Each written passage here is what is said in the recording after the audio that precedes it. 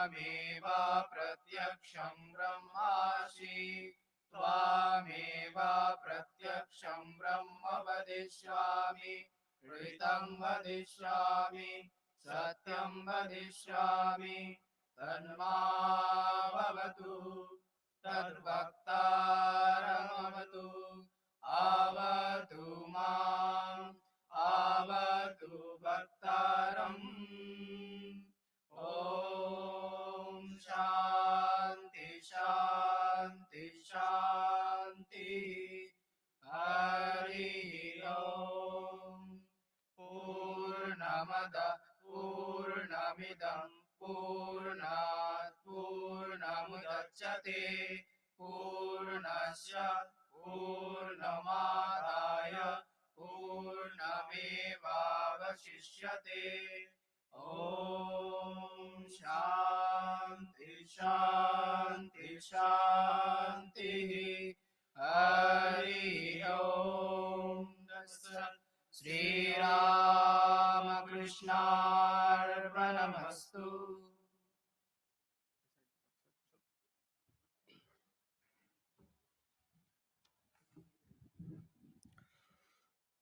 At the outset, on behalf of our college, I would like to offer our collective pranams to all the senior Swamijis present in this Vivekananda Sabhagriha. Today we have assembled here to listen a special speech of Revered Swami Sarvapriyanandaji Maharaj on the topic of the importance of focus in education. Now, felicitation.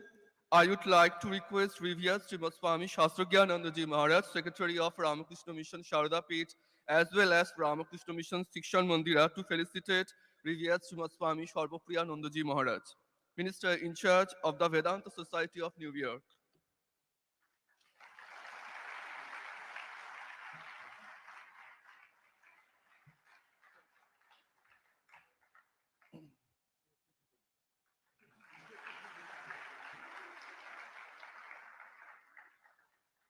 I would like to request Swami Vidyamandira Maharaj, the principal of Ramakrishna Mission Sikshanamandira College, to felicitate our Secretary Maharaj, Swami Sarvapriyanandaji.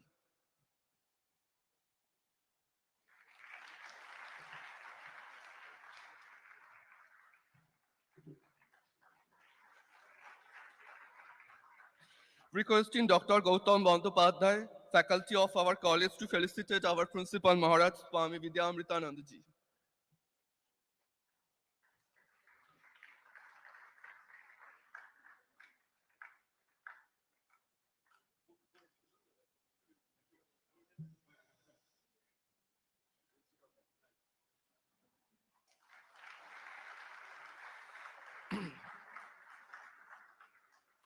Now, Dr. Gautam Bandyopadhyay sir will be felicitated by Principal Maharaj, Swami Vidyamandira.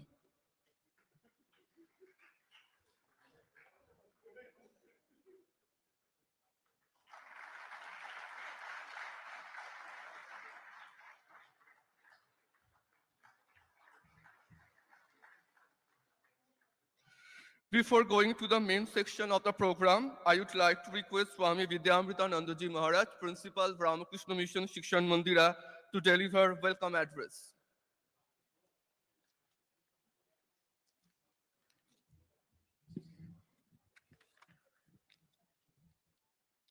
Om Jananim Saradam Devim Ramakrishnam Jagadgurum Padapadme Tvayo Sritva Pranamami Muhur Muhu.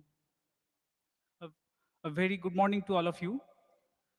Today we have assembled here to listen to a special talk by Revered Swami Sarvapriyanandaji Maharaj on the topic, the importance of focus in education.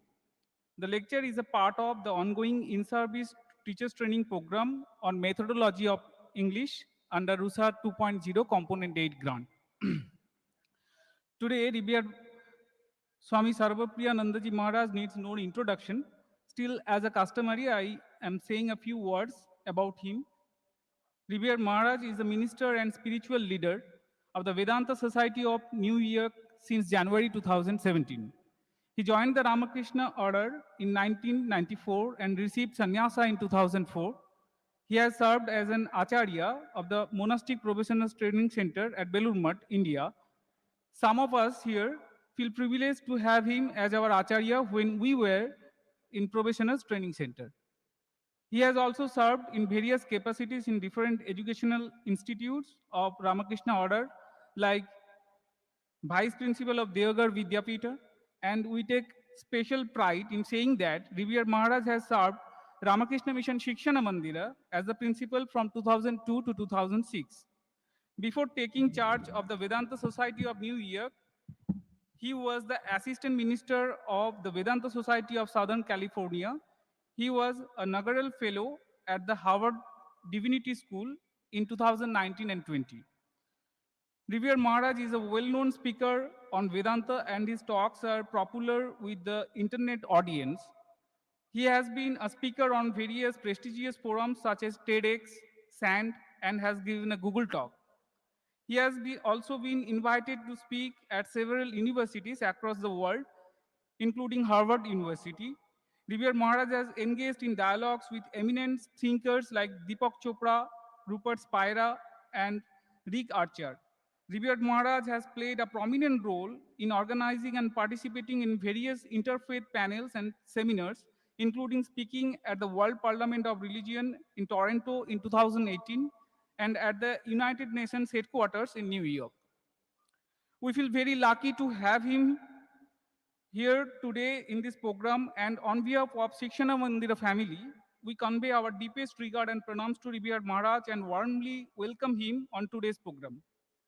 Here I would like to take the opportunity to gratefully mention the name of Swami Urjitananda, Controller of Examinations, Ramakrishna Mission Shikshana Mandira, and convener of the In-Service Teacher Training Program.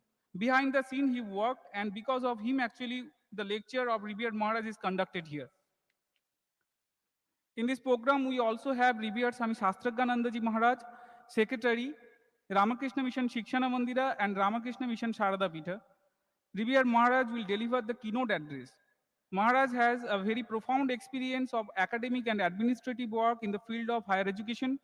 In the capacity of principal, he has served two prestigious colleges of Ramakrishna Mission Vidyamandira and Ramakrishna Mission Residential College at Narendrapur. We convey our respectful pranams to Revered Maharaj and welcome him on this program. I also warmly welcome Professor Dr. Gautam Bandyopadhyay sir, Senior Most Faculty of English Methodology, Ramakrishna Mission Shikshana Mandira, sitting on the dais. Respected sir is the coordinator of this in-service training program on English methodology and will deliver the vote of thanks today. My respectful pranams and namaskar to the sannyasins and brahmacharins present here today, and I convey a warm welcome to all of them today in today's program. The program is mainly intended for the participants of our in-service teacher trainees who came from different schools of Howrah and neighboring 5 districts. We welcome you all in this program. Here we have the students, scholars, faculty members, non-teaching staff of Ramakrishna Mission Shikshana Mandira and Vidyamandira, and I convey a hearty welcome to all of you. The guests, devotees, and admirers who have come here to listen to Revered Maharaj, and those who are watching the program live in YouTube and other social media, on behalf of Ramakrishna Mission Shikshana Mandira, we welcome you all in this program. We are all eagerly waiting to listen from Revered Maharaj, so I would not take further time and I will stop here. Om Shanti Shanti Shantihi Harihi Am Tatsat Tatsat Sri Ramakrishna Arpanamastu. Thank you, thank you all.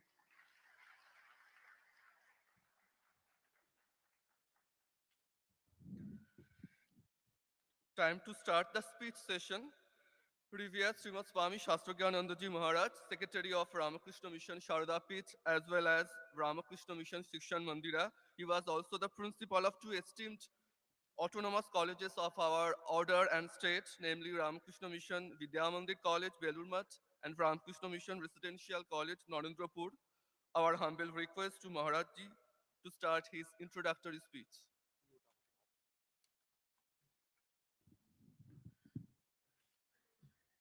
ওম নমো ভগবতে রামকৃষ্ণায়। এটা একটা খুব ভয়ানক ব্যাপার, and it's really a very risky opportunity to me, opportunity but a risky one. যেখানে সর্বপ্রিয়ানন্দজি বসে আছেন সেখানে আমি কিনোট অ্যাড্রেস দেব এমন স্পর্ধাও আমার নেই, and I should not have that right also to do. সর্বপ্রিয়ানন্দজিকে যখনই আমাদের বন্ধু মানুষ, আমি তত্ত্ব সারানন্দজি আর সর্বপ্রিয়ানন্দজি, আমাদের খুব এই ক্লোজ ফ্রেন্ডশিপটা সবাই জানে, মানে মঠেও সবাই জানে, অনেকেই যারা আমাদের তিনজনকে চেনেন জানেন। কিন্তু মানুষের জীবনে, in our human life, sometimes we get a very minority group of people, যাদেরকে মানে খুব হ্যান্ডফুল, একেবারে rare personalities, for whom we can really take pride of. Sarvapriyanandaji আমাদের কাছে সেরকমই একজন মানুষ। Though he is our friend, but we are proud of him because of his scholarship, because of his the standard of his ascetic life, and because of his mesmerizing personality. শুধু তোমরাই নও, আমরাও যারা ওর বন্ধু স্থানীয়, আমরাও কিন্তু ওর ফ্যান। আমরাও কিন্তু we are also the listeners of his several lectures he has delivered at different places and which are available in the YouTube. এইটা আমাদের কাছেও একটা বড় সৌভাগ্যের। সুতরাং বিদ্যামৃতানন্দজি আমাকে যে কিনোট অ্যাড্রেস দিতে বলেছেন, it's really impossible for me to deliver the keynote address when Sarvapriyanandaji is present on the dais. However, despite that, I have to say something, otherwise Vidyamritanandaji will not allow me in the lunch session. So for that reason, I will speak a little bit only. আমরা সবাই জানি the definition given by Swami Vivekananda on education is a very popular one, very popular definition which we quote frequently. Education is the manifestation of the perfection already in man. এই যে ডেফিনেশনটা, মনে হয় এই ডেফিনেশনটা বোধহয় পৃথিবীর যে Quest of education, in the process of acquisition of education by all the learners in the passage of the time, সবার কাছেই এই ডেফিনেশনটা একটা খুব বড় রকমের ইন্সপায়ারিং ওয়ান এবং বড় রকমের guideline. It's a real guideline and also it plays the role of inspiration. এটার মানে বিরাট আলোচনা নিশ্চয়ই মহারাজ করবেন, আরো অন্য দিক থেকে আলোচনা করবেন। Only one point which really haunts me, সেটা এইটাই যে এই যে এডুকেশনের পারসুটটা আমরা ছোটবেলা থেকে স্টার্ট করি, সেটা স্বামীজি স্পষ্ট বলছেন টু অ্যাটেইন দ্য পারফেকশন। ভারতবর্ষের সনাতন শাস্ত্রে এডুকেশনের বিদ্যা অর্জনের একটা লক্ষ্য স্থির করা হয়েছিল। সে লক্ষ্যে বলা হয়েছিল ইয়া বিদ্যা সা বিমুক্তায়ে, মুক্তির জন্য, for the final deliverance all our learning, all our knowledge, our wisdom will be devoted for attaining the final liberation. সেই কারণেই আমাদের কনসেপ্টে যে স্নাতক কনসেপ্ট ছিল, গ্র্যাজুয়েটস কনসেপ্ট ছিল, সেখানে তিন ধরনের গ্র্যাজুয়েটদের কথা বলা হয়েছে। এক দলকে বলা হতো বিদ্যা স্নাতকা, আরেক দলকে বলা হতো ব্রত স্নাতকা, and third group was called as Ubhaya Snataka.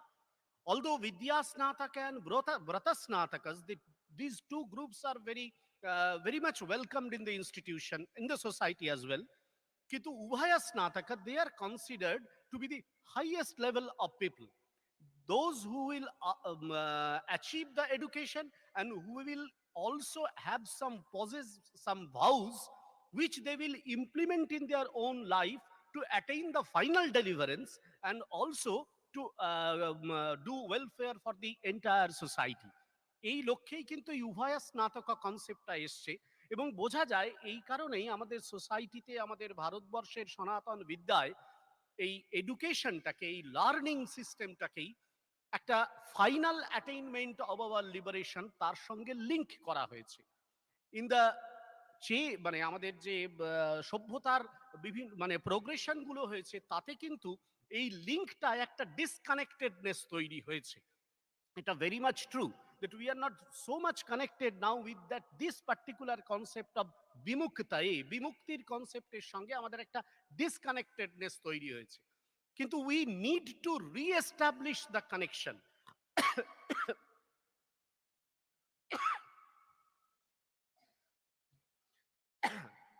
We need to re-establish the connection Otherwise, Vidya, the entire system of our learning, the entire spectrum of the education will be simply used by the business people, will simply be used for just to satisfy our consumer approach, যেটা কিন্তু এখন আমরা জগতে দেখতে পাচ্ছি। একজন বিখ্যাত অর্থনীতিবিদের সঙ্গে কথা হয়েছিল কিছুদিন আগে, তিনি খুব সুন্দর বলেছিলেন যে দেখুন, যে কোনো লার্নিং এর the objective of the learning should be to attain some soft power. Rather, in our today's education, we are trying to develop the hard power. We are dedicating the entire educational system to develop the hard power. Hard power means these wealth, hard power means all these technological development. These are needed.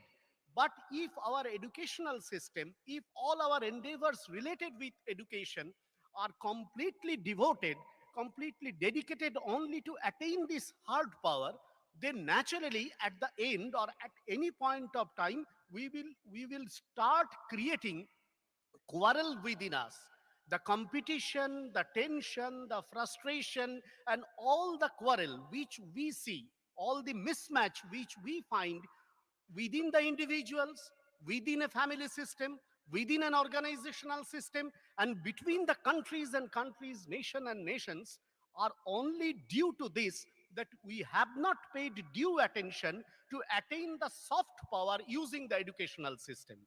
The Indian educational system, the Sanatana educational system, only pointed out to this particular aspect, uttering that famous line, Sa Vidya Ya Bimuktaye.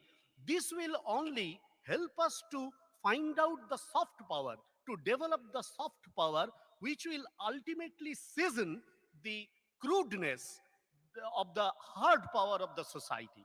So both these will be able to create a good earth, a good habitat, best habitat for our human society and civilization. So at the same time, when we are trying to develop the science, technology, sociology, art, culture, everything, we must not forget to pay equal attention to to create this soft power, so that for that reason, in fact, Indian civilization, we need to refocus on the Indian civilization. We need to reconnect ourselves with the educational system, the objectives which our Sanatana Indian civilization has tried to establish, tried to cater for the entire human civilization. With these few words, I conclude. Only I am waiting to listen to Sarvapriyanandaji, as you are also waiting. Thank you.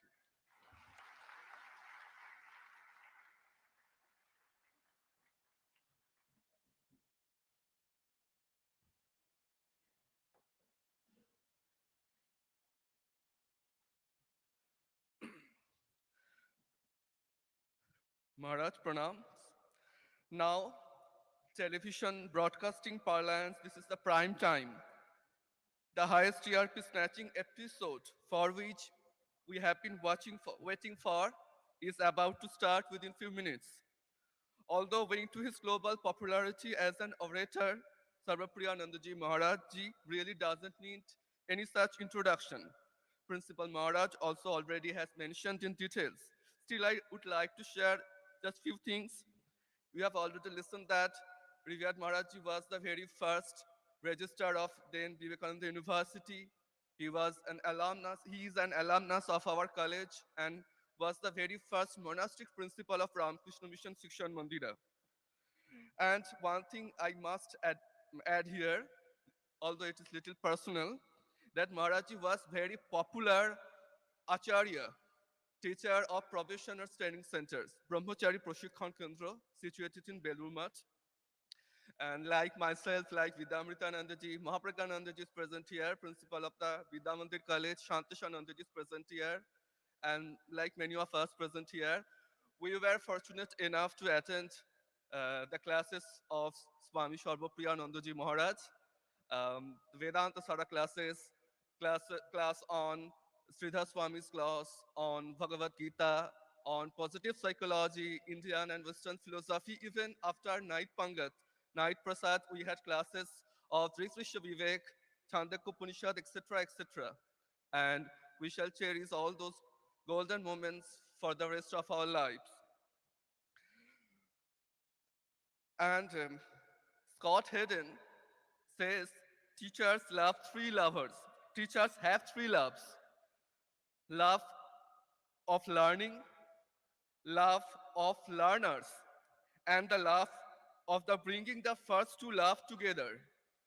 We really started to love Advaita Vedanta, albeit theoretically, just because of the profound and lucid teachings of Swami Sarvapriyanandaji Maharaj. In the year 2015, he has been posted to US, first as the assistant of uh, Vedanta Society of Southern California, and then since January 6th, 2017, he has been serving the Vedanta Society of New York as its minister in charge. Today, Maharaji will speak on the topic, the importance of focus in education, which itself is very relevant topic for all the informal learners in general and for all the teachers and students in particular. Now I humbly request Revered Swami Sarvapriyanandaji Maharaj to begin his speech. Maharaji, please, the floor is yours.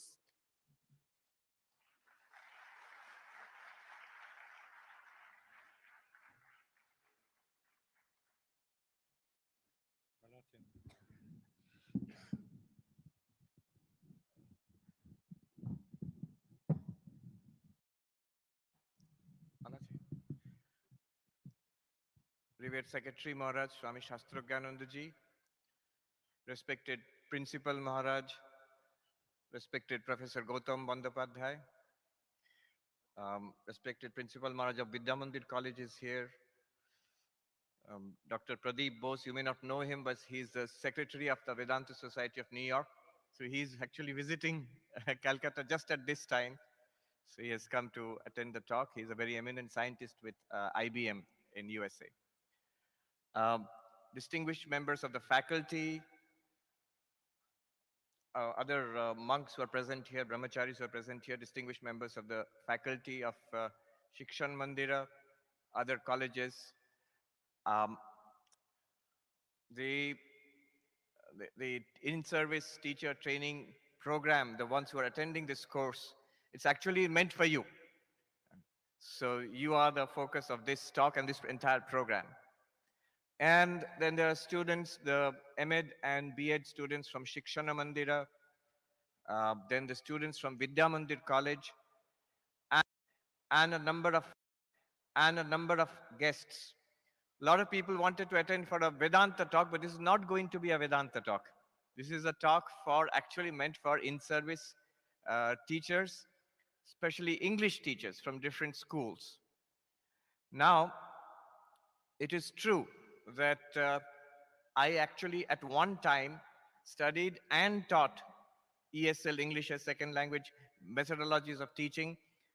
Gautam Babu was my teacher. And I did conduct some programs at one time and was approached for this program. I told Swami Urjitanandaji, the person who has really put together this program, I told him that I haven't really taught this subject for more than 12 years now. So can I actually give a general talk on education, something related to education? And thankfully, he agreed. So I decided I'll speak about the subject of focus, the importance of focus in education. And that's good because apart from the people who are directly dealing with education, the faculty of Shikshan Mandir, the trainees here present today, and also the BEd MEd students, apart from them, there are many other people here who might not be particularly interested in a specific English language training program, but everybody is interested in the subject of focus, concentration. So it's a good choice of subject. They mentioned that I was a principal of Shikshan Mandira. It's always a pleasure to come back to Shikshan Mandira and speak to the students and the faculty and staff there. I was not only the principal there, but I was a student in Shikshan Mandir. As a brahmachari, I did my BEd first. And Gautam Babu, a number of other teachers there who are there, I recognize many of them, a few new faces. So they were my teachers also. And then we were colleagues because I taught there for a short while. under Shubodh Babu. And then for a short while, for a few years, I was the principal there also. So I'm very closely connected with Sikshanamandira. I also stayed in the same hostel like you do, and the same, the dining hall routine, all of that. So it's a very interesting experience. So it's great to come back to Sikshanamandira and speak to all of you. Focus, concentration. By the way, I'll use a little bit of Bengali. Is there anybody here who does not understand Bengali? One, two, yeah. So I'll maybe just use a couple of words of Bengali here and there. I think it'll be either I'll translate or you can understand it from context. You'll be able to get it. And of course, there is a wide internet audience also. So I have to keep that in mind. Swami Vivekananda gave utmost importance on concentration. He has mentioned it several times in the complete works. We find that concentration is the key to all knowledge. The secret of all knowledge, getting all knowledge, is concentration. He says again, the difference between an ordinary person and a great person lies in the degree of concentration. A degree of concentration, ekagrotar মান, এই তফাতে মানুষ মহৎ হয় কি সাধারণ হয়. Now one might think that Swamiji is exaggerating. Is it only concentration? There are so many other factors involved. But then I was surprised to read, and very happy to read, John von Neumann, one of the greatest physicists of the 20th century. Some say he was greater than Einstein. So he says, by the way, very interesting fact, near our ashram, where I come from, and that was also established by Swami Vivekananda in 1894 in New York, there's a place called Princeton. And there's an institute called the Institute of Advanced Studies, IAS. And there you had some of the most exceptional minds of the 20th century. Einstein was there. Gödel was there. And if I'm not wrong, von Neumann was also there probably. He was there, and some others. Top physicists, many of them Nobel Prize winners, many mathematicians.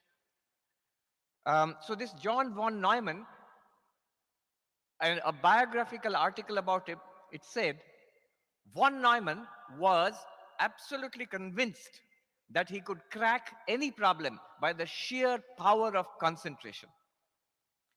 By just concentrating on that problem, he said he felt that he would be able to solve that problem.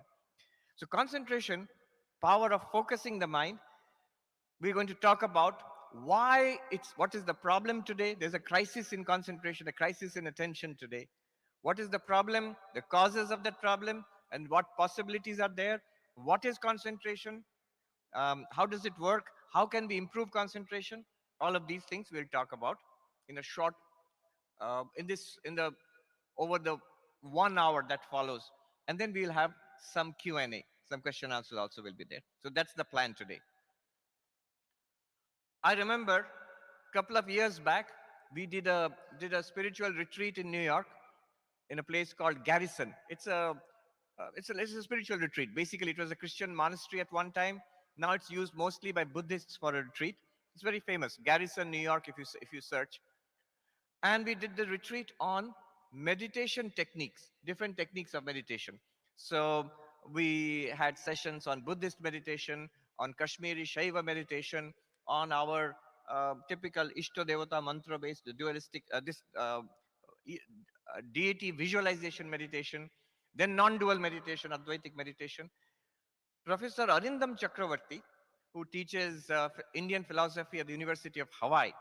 So when I told him that we are going to do this kind of a retreat, he made a very interesting suggestion.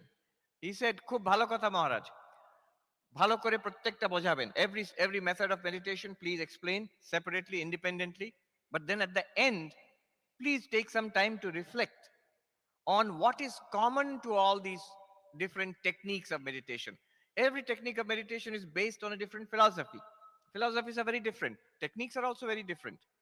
But what is common to all these techniques of meditation?" And so that was a good suggestion. After the retreat, we did that. We ওটা কি কোয়েশ্চেনের জন্য circulate করছেন, question answer? If it is possible, if it is possible, we can do a live question answer. In fact, mic dile aro interesting abe. So you need not write it. If you are comfortable with speaking live, come to the mic and speak. Yeah, that will be nice. But keep your question short and to the point. There was this famous philosopher, অনেকে জানে, একেবারে বদ্ধ পাগল, স্ল্যাভোজ জিজেক, খুব নামকরা philosopher, Marxist, eastern European. তো new ইয়র্কে একবার বক্তৃতা দিতে এসেছিলেন, কোয়েশ্চেন আনসার হবে। তো এরকম লাইন করে এক এক করে প্রশ্ন করবেন, আমি গেছিলাম ওখানে। And one person hogged all the time. And he kept on asking questions. And everybody saying, let the next person speak. And he said, call the police. Police ডাকুন। কিন্তু আমি প্রশ্ন করে ছাড়বো না। So don't do that. So in all these techniques of meditation, we, at the end, we had a session in which we deliberated a little bit for a few minutes. And it was very clear to all of us, all these different meditation techniques coming from different religious, spiritual traditions, what is common to all of them? And we found what is common to all these meditation techniques is one thing, and one thing only: training of attention. All of them, whether it's Buddhist mindfulness, following the breath, whether it is the Soham meditation from Vijnana Bhairava in Kashmiri Shaiva tradition, whether it's Ishta Devata Dhyana with mantra, whether it's Advaitic focus, Bodhe Bodhkara, focusing on awareness of awareness, all of them are training of attention. And this is very important, not only in spiritual life, but very important in education. Education is also important for spiritual life. What Maharaj said, there is a continuity. Sa vidya ya vimuktaye. There's a continuity between knowledge, education, and spirituality. Education, ethics, spirituality is one continuum. Professor Whitehead has called this the historical failure of education. He said in ancient times, in Greece and China and India, pupils used to go to the teacher to learn about the wisdom of life. What should we do in life? What is good? What is the purpose of life? And he says, over the centuries, we in education have retreated from that position. Now in schools and colleges, we don't feel that it is our business to teach anybody the purpose of life, what is good, what is bad. And he says this is a historical failure. Everybody wants to know, but we don't want to talk about it.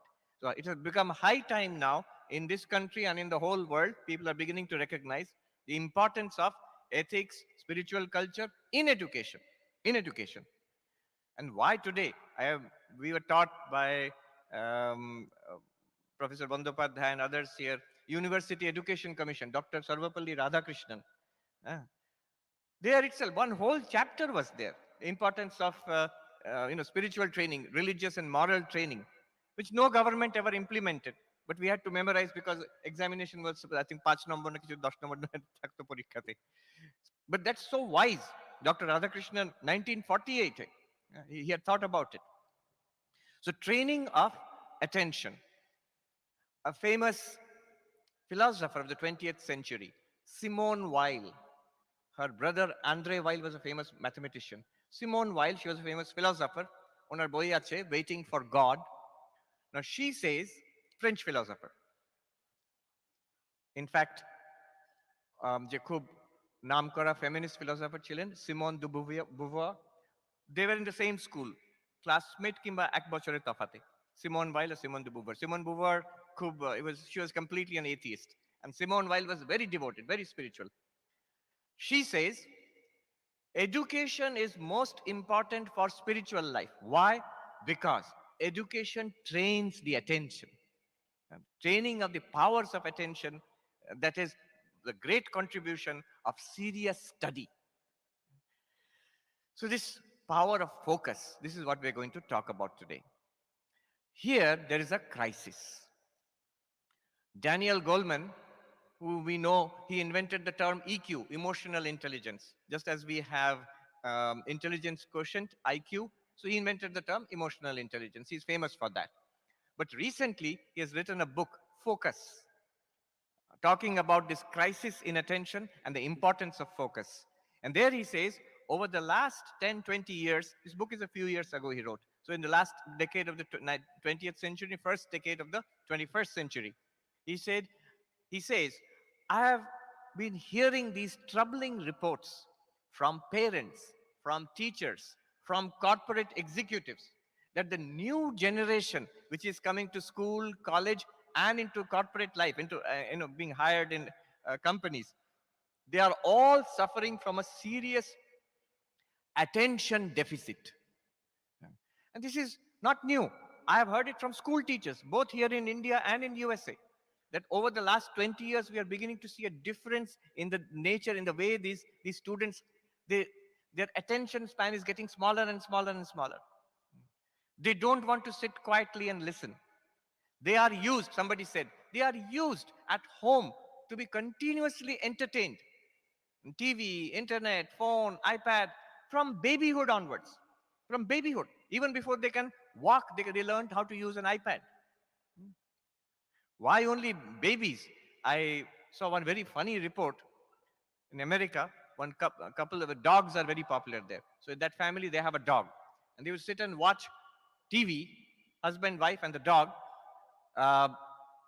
National Geographic Channel, Discovery Channel, যেখানে জন্তু জানোয়ার আছে, the dog is very happy to watch. Channel change করে, if you change the channel, কুকুরটা গিয়ে টিভিটাকে ঢেকে এরকম দাঁড়িয়ে থাকবে, দেখতে দেবে না আপনাকে, won't let you see. So finally they had to buy an iPad for the dog. তো আইপ্যাড বসে ও ডিসকভারি চ্যানেল দেখে, আর এই কাপল ওরা নিজে যা দেখতে চায় দেখে. Babies are growing up trained to use this iPads or phones, and so there's something there that is creating this continuous shortening of attention. So they are entertained throughout their time, from early morning, from early childhood, early morning every day till late night, entertained. So if you are entertained continuously, when you come to class and the teacher wants you to listen to a talk, look at the blackboard, boring. So they don't want to listen. And the attention span has become shorter and shorter. One school teacher said the same primary school lesson which we used to able to give in 25-30 minutes earlier, we cannot do it now. The children become restless in 10 minutes, 15 minutes. We cannot complete that lesson because it's not possible, and something that you see all throughout. Daniel Goleman mentions a new phenomenon called intermittent attention. Intermittent attention, intermittent listening. Maniki, that it's not that in a classroom or in an executive meeting that people are not listening, it's not that. They are listening, but intermittently. Maje maje ektu phone, maje maje ektu social media, abar back to the teacher. I observe the students. Sometimes it's like a hobby of mine to visit universities and classes. Whenever I'm called to different places in United States, I like to see if there's a nice university nearby, go and watch. And sometimes, and of course, I attended classes at Harvard University for several months. One thing I would notice is how the students are studying. The methodology has changed. So and they are very smart students, very intelligent students, academically high scoring students from across the world.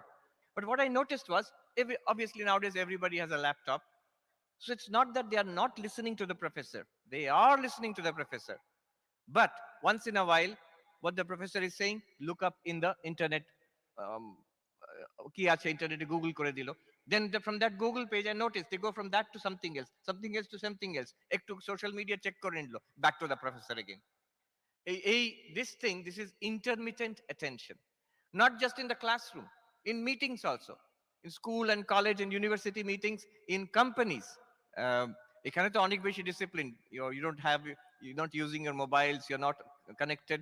But because you're connected, there's always this tendency to, attention getting diverted. Why attention gets diverted? What is happening? There was a documentary recently. I don't know how many of you have seen it, but it's worth watching. It's called The Social Dilemma. কতজন দেখেছেন হাত তুলুন দেখি? A lot of you have seen, quite a few of you have seen it. I think everyone should see it. The Social Dilemma. It was a documentary on the ill effects of social media on attention. I'll tell you a little bit about it. It created quite a splash, I heard, from students in Columbia, in Yale, at Harvard, Ivy League colleges, universities in the USA. It had some effect recently, just a couple of years back. What are they saying? They're saying that, see, these devices which we have in our pockets, a phone, there are brilliant engineers working in Silicon Valley, many of them Indians. They are working to make us addicted to these phones. Actually, using psychology, using educational psychology to make us addicted to these devices. Why addicted? Ki labh tate? They have got something called the attention economy. They found all these social media platforms and other websites and all across the internet. They found that content on the internet is freely available. How will you attract attention for the people? Content is freely available. If you give good content, you think that people will come to my website, my platform, my app? No, because good content is freely available. Now, but I want the attention of people. Why do I want the attention of people? Because for these social media platforms and others also on the internet, the more attention you get, the more time, more attention users pay to you. It translates into higher advertising revenue. So it is a question of money for them. The more you use their platforms, the more money they make. And that's why they want our attention. That's why it's called the attention economy. There's a saying, আমরা ভাবি ইন্টারনেটটা তো free, এসব তো Facebook এসব তো free, Twitter, Facebook and what not, Instagram, they're free. They're not free.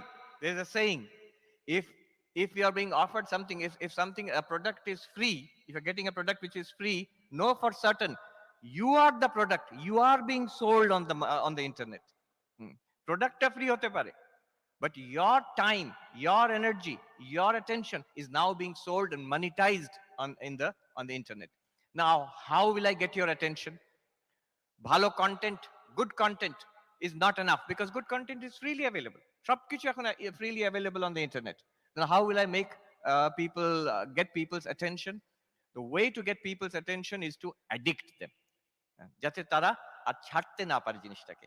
How will I addict them? একটা ফোনের সঙ্গে addiction কি করে হবে? So they used a bit of psychology drawn from Las Vegas. Las Vegas in America, it's famous for gambling. আমিও গেছি gambling করতে নয়. We actually have a small Vedanta society there. And the reason is Swami Sarvapriyanandaji, who was the head of the Vedanta Society of Hollywood, of Southern California, he said, ভালো জায়গা বেদান্ত প্রচারের জন্য, ওই লোকগুলো যখন সবকিছু হারিয়ে ক্যাসিনোর থেকে বেরোবে তখন বোঝাবে যে ওদের স্পিরিচুয়ালিটির বিষয় একটু বোঝাতে হবে. Now what they do there, ওই গ্যাম্বলিং মেশিনের the theory is that those who are gambling, it's not that you will lose all the time or win all the time. This intermittent reward, this probabilistic, it's a probabilistic kind of thing. So you sometimes win, sometimes lose. ওইগুলো খেললে ওই এটা ইয়ে খেলা, মানে it's just gambling আর কি. But you will win sometimes, you will lose sometimes. When will you win? When will you lose? Nobody knows. It's sort of random. Now there's a human psychology. আরেকবার করে দেখি না, যদি জিতবো, টাকা $1 দিল, আরেকটু কিছু খেলে দেখলো, যদি জিততে পারে. Sometimes losing, sometimes winning. ওই sometimes winning we get addicted to it. And there is literally, if you see on the internet, gambling addiction is there. So how to get people addicted? Reward them intermittently. মাঝে মাঝে একটা করে reward দেওয়া. There's nothing more very different from Skinner's behavioral training. সেই ইঁদুরদের training দিয়ে দেওয়া হতো, পাভলভের কুকুর আর স্কিনারের র্যাটস, সেইভাবে আমাদের ট্রেনিং দেওয়া হয় to become addicted to gambling. Now what these people have done in Silicon Valley, এই আমাদের ফোনের মধ্যে, they continuously develop this technology. What they do is they draw our attention. ওই দেখবেন ফোনটা মাঝে মাঝে টিং করে ওঠে, মাঝে মাঝে টুং করে ওঠে, মাঝে মাঝে একটু ভাইব্রেট করে. কি করছে? একটা মেসেজ এলো, একটা আপডেট এলো, একটা অফার এলো, কিছু কিছু জায়গায় একটা কিছু নতুন ভিডিও এসছে. So what is wrong? What is wrong is once in a while your attention is being pulled to that and it rewards you. মাঝে মাঝে একটা কিছু ইউজফুল জিনিস, বেশিরভাগ সময় ইউজলেস, বাট বলছে there is a neuroscience to it. There is dopamine and serotonin which are mood uplifters. আর ওই ছোট ছোট রিওয়ার্ডে these things, there's dopamine and serotonin concentrations increase in our brain, and it gives us a feeling of good. a feeling of euphoria, a slight feeling of well-being, happiness. And when you do that once in a while, intermittently, they have found it is as addictive as gambling. It is the same kind of psychology, same kind of neuropsychology, which is also connected to drug addiction. Drug অ্যাডিকশনটা খুব strong, illegal, সরকার police ধরবে যদি কেউ drug বিক্রি করে, কিন্তু ফোনে তো পুলিশ ধরবে না। ইনফ্যাক্ট ইন নিউ ইয়র্ক আর পুলিশ ধরেও না নাও। ম্যারিজুয়ানা, উইড, কি বলে, গাঁজা হবে তো নাকি, that is legal now in New York. Legal করে দিয়েছে মানে এখন every day you come out in the evening, you go to Central Park, many are high, খুব স্পিরিচুয়াল অবস্থায় বসে আছে অনেকে। So this functions like a drug. This phone, this social media functions like a drug, and one gets addicted. How do you know that you're addicted? Most of us here are actually little bit addicted to it. Little bit addicted to it. How? If we stop it, we feel uneasy. আমরা জানতে অজান্তে মাঝে মাঝেই check করতে থাকি। It is not like the phones of yesteryears. আমরা কি মাঝে মাঝে ফোনের কাছে গিয়ে বসে থাকতাম, বাজবে কি বাজবে না? কখনো নয়। We are not interested. That technology was somewhat neutral. This technology is not neutral. অনেকে, many people who are elderly, they say technology তো ভালোর জন্য ইউজ করা যায়, খারাপের জন্য ইউজ করা যায়, as you use it. So it's a neutral technology. ভালোর জন্য ইউজ করলে ভালো, খারাপের জন্য ইউজ করলে খারাপ। No. Psychologists are saying this mobile technology, social media technology is not neutral. কেন neutral নয়? It is designed in such a way it will hook you. ওখানে আমেরিকাতে বলে যে নিউট্রাল টেকনোলজি, তাহলে যে তোমাদের বাড়িতে লিকার, হুইস্কি রাখছো, সেটা তো ভালোর জন্য হতে পারে, খারাপ জন্য, তাহলে তুমি চাবি দিয়ে রাখছো, কারণ এখানে বাচ্চারা আছে, সেগুলো চাবি দিয়ে রাখা হয়। কেন রাখা হয় চাবি দিয়ে? Because it is damaging actually. আমেরিকাতে আরেক রকম পাগলামি আছে, বন্দুক রাখার স্টাইল আছে। তো সবাই বাড়িতে বন্দুক, 4 জন যদি মেম্বার থাকে 10টা বন্দুক থাকবে বাড়িতে। তো এটা খেলনার মতন, কিন্তু ওটা গান ক্যাবিনেট, লিকার ক্যাবিনেট, ওখানে মদ রাখা আছে, লক করা থাকে, আর গান ক্যাবিনেট লক করা থাকে। যে গান তো টেকনোলজি, ভালোর জন্য ইউজ করলে ভালো, খারাপের জন্য ইউজ করলে খারাপ, তাহলে লক করে রাখছো কেন? Dangerous, dangerous. তাই জন্য that's why it has to B locked up. And the psychologists are now saying this social media technology is equally dangerous, perhaps more dangerous. Drug, liquor, guns, সেটা পরিষ্কার ডেঞ্জার বোঝা যাচ্ছে, এটা ডেঞ্জার বোঝা যাচ্ছে না। And what effect it is having, especially on the next generation who are growing up with it, that we will begin to see now. এই দশকে যখন ওরা কলেজ থেকে গ্র্যাজুয়েট করে চাকরিতে যাচ্ছে, এই দশকে we will see what effect that is having, and over the next 10, 20, 30 years. So this is that social dilemma. Please take a look. A very nicely made documentary which shows us how insidious this technology is. It's in all our pockets. And it has already affected us. Now we are grown up. We have come into this technology already. Our brains were developed. But those who are children, teenagers, developing brains, they grow up with this technology. What effect will it have? I have myself seen, and you have seen more than me, that baby হাঁটতেও পারে না, আইপ্যাডটা কেড়ে নিলে চিৎকার করে উঠছে। That's a kind of addiction. So the effect of social media is to create a habit of distraction, a habit of distraction. Now somebody might ask what is the problem? ক্ষতি কি হলো? একটু মাঝে মাঝে ফোনটা দেখলাম, ক্ষতি কি হলো? ক্ষতি এই হলো, focus requires concentrated time without distraction. One psychologist said, every time you take time away, you are distracted from your object of concentration. এটা রিসার্চের কাজ করছি, অ্যাসাইনমেন্ট করছি, বই পড়ছি, ফোন দেখলাম কয়েক সেকেন্ডের জন্য।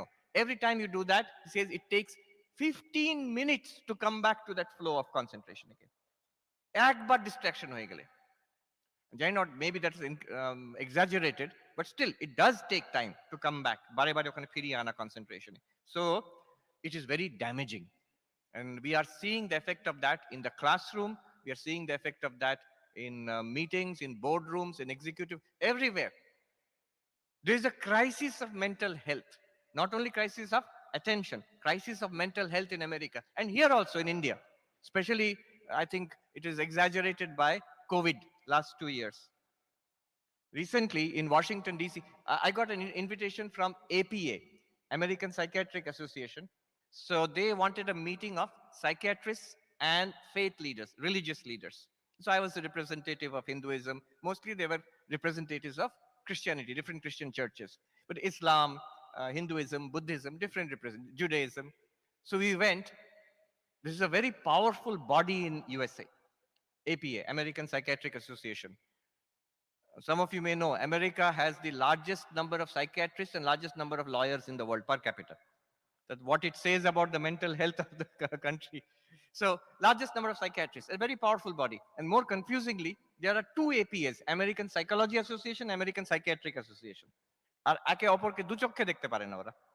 আর দুজনকার হেডকোয়ার্টার্সই পাশে পাশে। It is very confusing.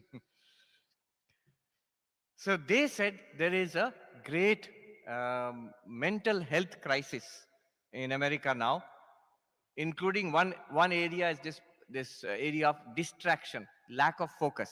Another area is psychiatric illness and even suicide and all of that. So this is the problem. Now, what is attention and how can we develop attention? What can be done about it? I will draw upon two books. One is a very well-known book called Flow, F-L-O-W. So it's a book of positive psychology. So now there's this whole new positive psychology movement. 20 বছর আগে ছিল না এটা. There's Professor Martin Seligman. He was the president of the American Psychology, not Psychiatry Association, Psychology Association. ওই দুটো ভুল করলে ওরা চটে যায় খুব। আমি ওটা নই, ওদের সঙ্গে নই, আমি এখানে। So he was the president of the American Psychology Association about 20-25 years ago. And he's the one who kick-started this whole positive psychology movement.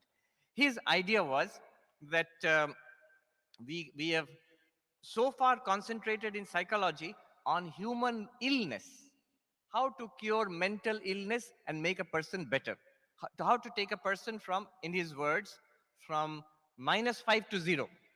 But then can't psychology do something positive? How can you take a person from 0 to +5? Can't psychology help us to flourish, human flourishing? So what can psychology tell us instead of just mental illness? What can psychology tell us about happiness, about concentration, focus, about flourishing in human life, motivation, all the positive sides of human psychology? খুব মজার মানুষ, আমি দেখিনি ওনাকে, আমি ইউটিউবে শুনেছি ওনার একটা বক্তৃতায় ওনাকে মার্টিন সেলিগম্যানকে জিজ্ঞেস করা হয়েছে, উনি মজা করে বলছেন আমাকে CNN থেকে এলো ইন্টারভিউ করতে। Professor Seligman, what is the state of psychology today? This is CNN, বেশি বলতে পারবেন না, একটা শব্দ, what is the state of psychology today? একটা শব্দ কি বল, গুড। তখন বলছে নো নো কাট ওয়েট আরেকটু, tell a little more. 2 words, use 2 words. Professor Seligman, what is the state of psychology today? He said, not good. হ্যাঁ, good or not good কি করে? আরেকটু খুলে বলুন, হ্যাঁ, 3 words. What is এটা বানানো গল্প? What is the state of psychology today? And he said, not good enough. Not good enough. And he said the whole idea of positive psychology is how we can make psychology. We've gone from not good to good, but not good enough. How can we make it good? How can we make it good enough? This is the idea of positive psychology.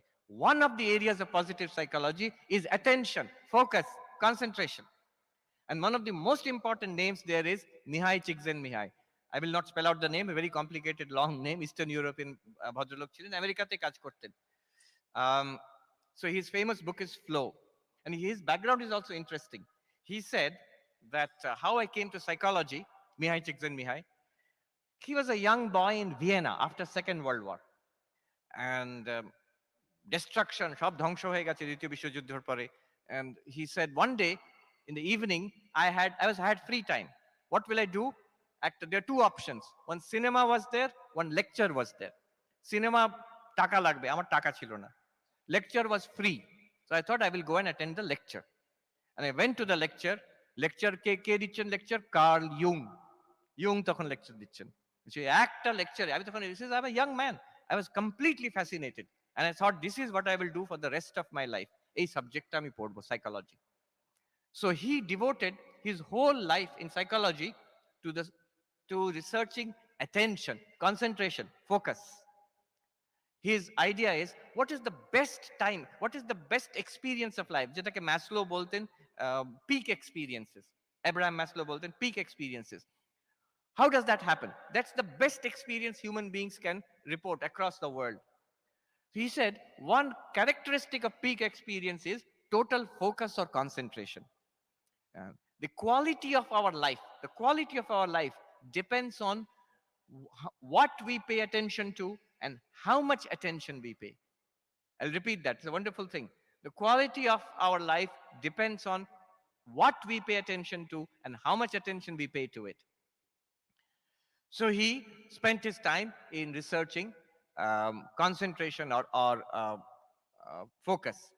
And he said these periods of maximum focus, deep focus, he called it flow. And he got this from musicians. He interviewed many people, musicians, sports people, writers.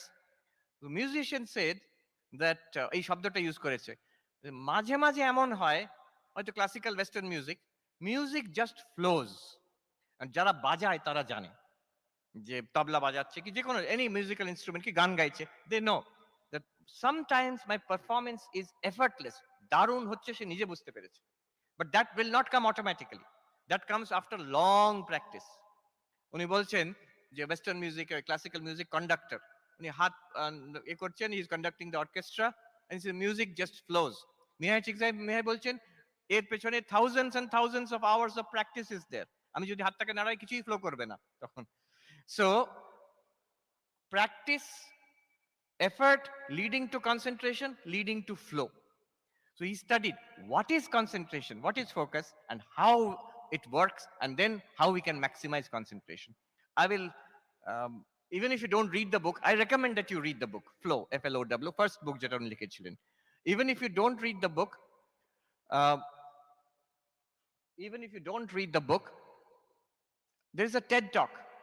Mihai Csikszentmihalyi gave a TED talk. He's not a very impressive speaker, so you have to listen carefully. But what he has to say is very valuable. I will give you the basic idea of what he has said in that book. First of all, he says, our cognitive bandwidth is limited. Our ability to consciously process information is limited. He uses the language of IT, information technology bhasha ব্যবহার করে বলছেন, we have, as human beings, we have the capacity to process consciously approximately 120 bits যেটা binary information unit যেটা 120 bits per second. 120 bits per second, we have that ability to focus that, to process that much information. It may seem to be a lot, but it's not actually. এই যে মন দিয়ে শুনছেন আমার কথা, মিহাই চিকসানমিহাই বলছেন, even to listen to one person carefully, you are using about 60 bits per second. That's why if two persons speak at the same time, it becomes very difficult. পুরো আমাদের ব্যান্ডউইথটা অকুপাই করে নিচ্ছে। And not only that, we don't have 120 bits to give to any object of concentration, because about some few bits are always there for maintaining personal awareness, যে আমি আছি একটা bodily sense, সেটার জন্য কিছুটা চলে যায়। আর বাকি যেটুকু আছে তার মধ্যে very little is actually left over. So he says we have limited cognitive processing capacity, and concentration is how much of that we can focus on the object of our attention. একটা বইতে করছি কি কিছু একটা অত তবলা বাজাচ্ছি কিংবা কিছু একটা কাজ করছি কি খেলছি, how much of that attention I can focus there. If I can focus almost all of it যা available আছে তার মধ্যে, if I can focus 80%, 90% of that on the object of attention, then that is called concentration. সেটাকে যদি ধরে রাখতে পারি, then it becomes what he calls flow state এসে যায়। Flow state is one of the peak experiences of human life. আমাদের সবাইকার অভিজ্ঞতা, because we are all students and academicians here, almost everybody, we all know that sometimes we become absorbed in study, we become absorbed in research, and it's actually a good feeling. It is a very rich feeling. You feel better after that. So he says giving deep attention to a challenging task and being absorbed in that, challenging and rewarding. কেউ তো বলতে পারে আমি তো TV দেখেও আমার concentration হয়, সারাক্ষণ মগ্ন হয়ে আছে টিভি দেখছে। Is that flow? No, it's not flow. ওই আমি 2 ঘন্টা 3 ঘন্টা টিভি দেখে, আজকাল টিভি দেখে না কেউ, কম্পিউটারে বসে থাকে, তো 2 ঘন্টা 3 ঘন্টা যদি কম্পিউটারে নষ্ট করি, তারপরে আই ডোন্ট ফিল ইন্টিগ্রেটেড, আমার ভালো লাগে না। Every time the feeling will be that I feel less integrated psychologically. I don't feel benefited or raised, more harmonious, more integrated. Flow experience is a positive experience. So that means it has to be a rewarding, some kind of rewarding goal, some kind of higher pursuit. Study, music, sports, ja kichu hote pare. It should be an active engagement. বসে বসে TV দেখা active engagement নয়, বসে বসে internet browsing করা active engagement নয়, but কিছু খেলা দেখছে সেটা প্যাসিভ, কিন্তু অ্যাকচুয়ালি গিয়ে খেলছে, that is active engagement. So you may watch professional sports on TV, তারা অনেক ভালো খেলছে যেটা আমরা কোনোদিন খেলতে পারবো না, but if you actually go out and play, whatever the level of our playing, your engagement is much more because it's actually actively engaged there. So flow, concentration, it comes if we can gather our limited bandwidth and focus it on that. দুজন কথা বললে খুব বিরক্তি লাগে একসঙ্গে, তিনজন কথা বললে ইম্পসিবল, 60 বিটস পার সেকেন্ড, আমাদের অতটা ব্যান্ডউইথ নেই, we will not be able to process anything. তিনজন যদি একসঙ্গে কথা বলতে থাকে আপনার সঙ্গে, it's impossible. Now how do we do that? What is the actual mechanism of concentration? This is something very interesting, simple idea, but very powerful idea. I'll share it with you. For details, please go to the book or the TED Talk. He says this is a function of challenge and ability. Challenge and ability. Think of x-axis, y-axis. X-axis e amader ability ache, ar y-axis e challenge. Challenge means, he gives an example of tennis or badminton. Let me give that example, thing will become very clear. Suppose somebody does not know how to play tennis. আচ্ছা badminton বলি, আমরা তো সবাই badminton খেলেছি। একজন মজা করে ওখানে আমেরিকাতে বলছে, ও ইউ আর প্লেইং ব্যাডমিন্টন, আপনি তো সাধু, গুডমিন্টন খেলবেন, ব্যাডমিন্টন খেলবেন।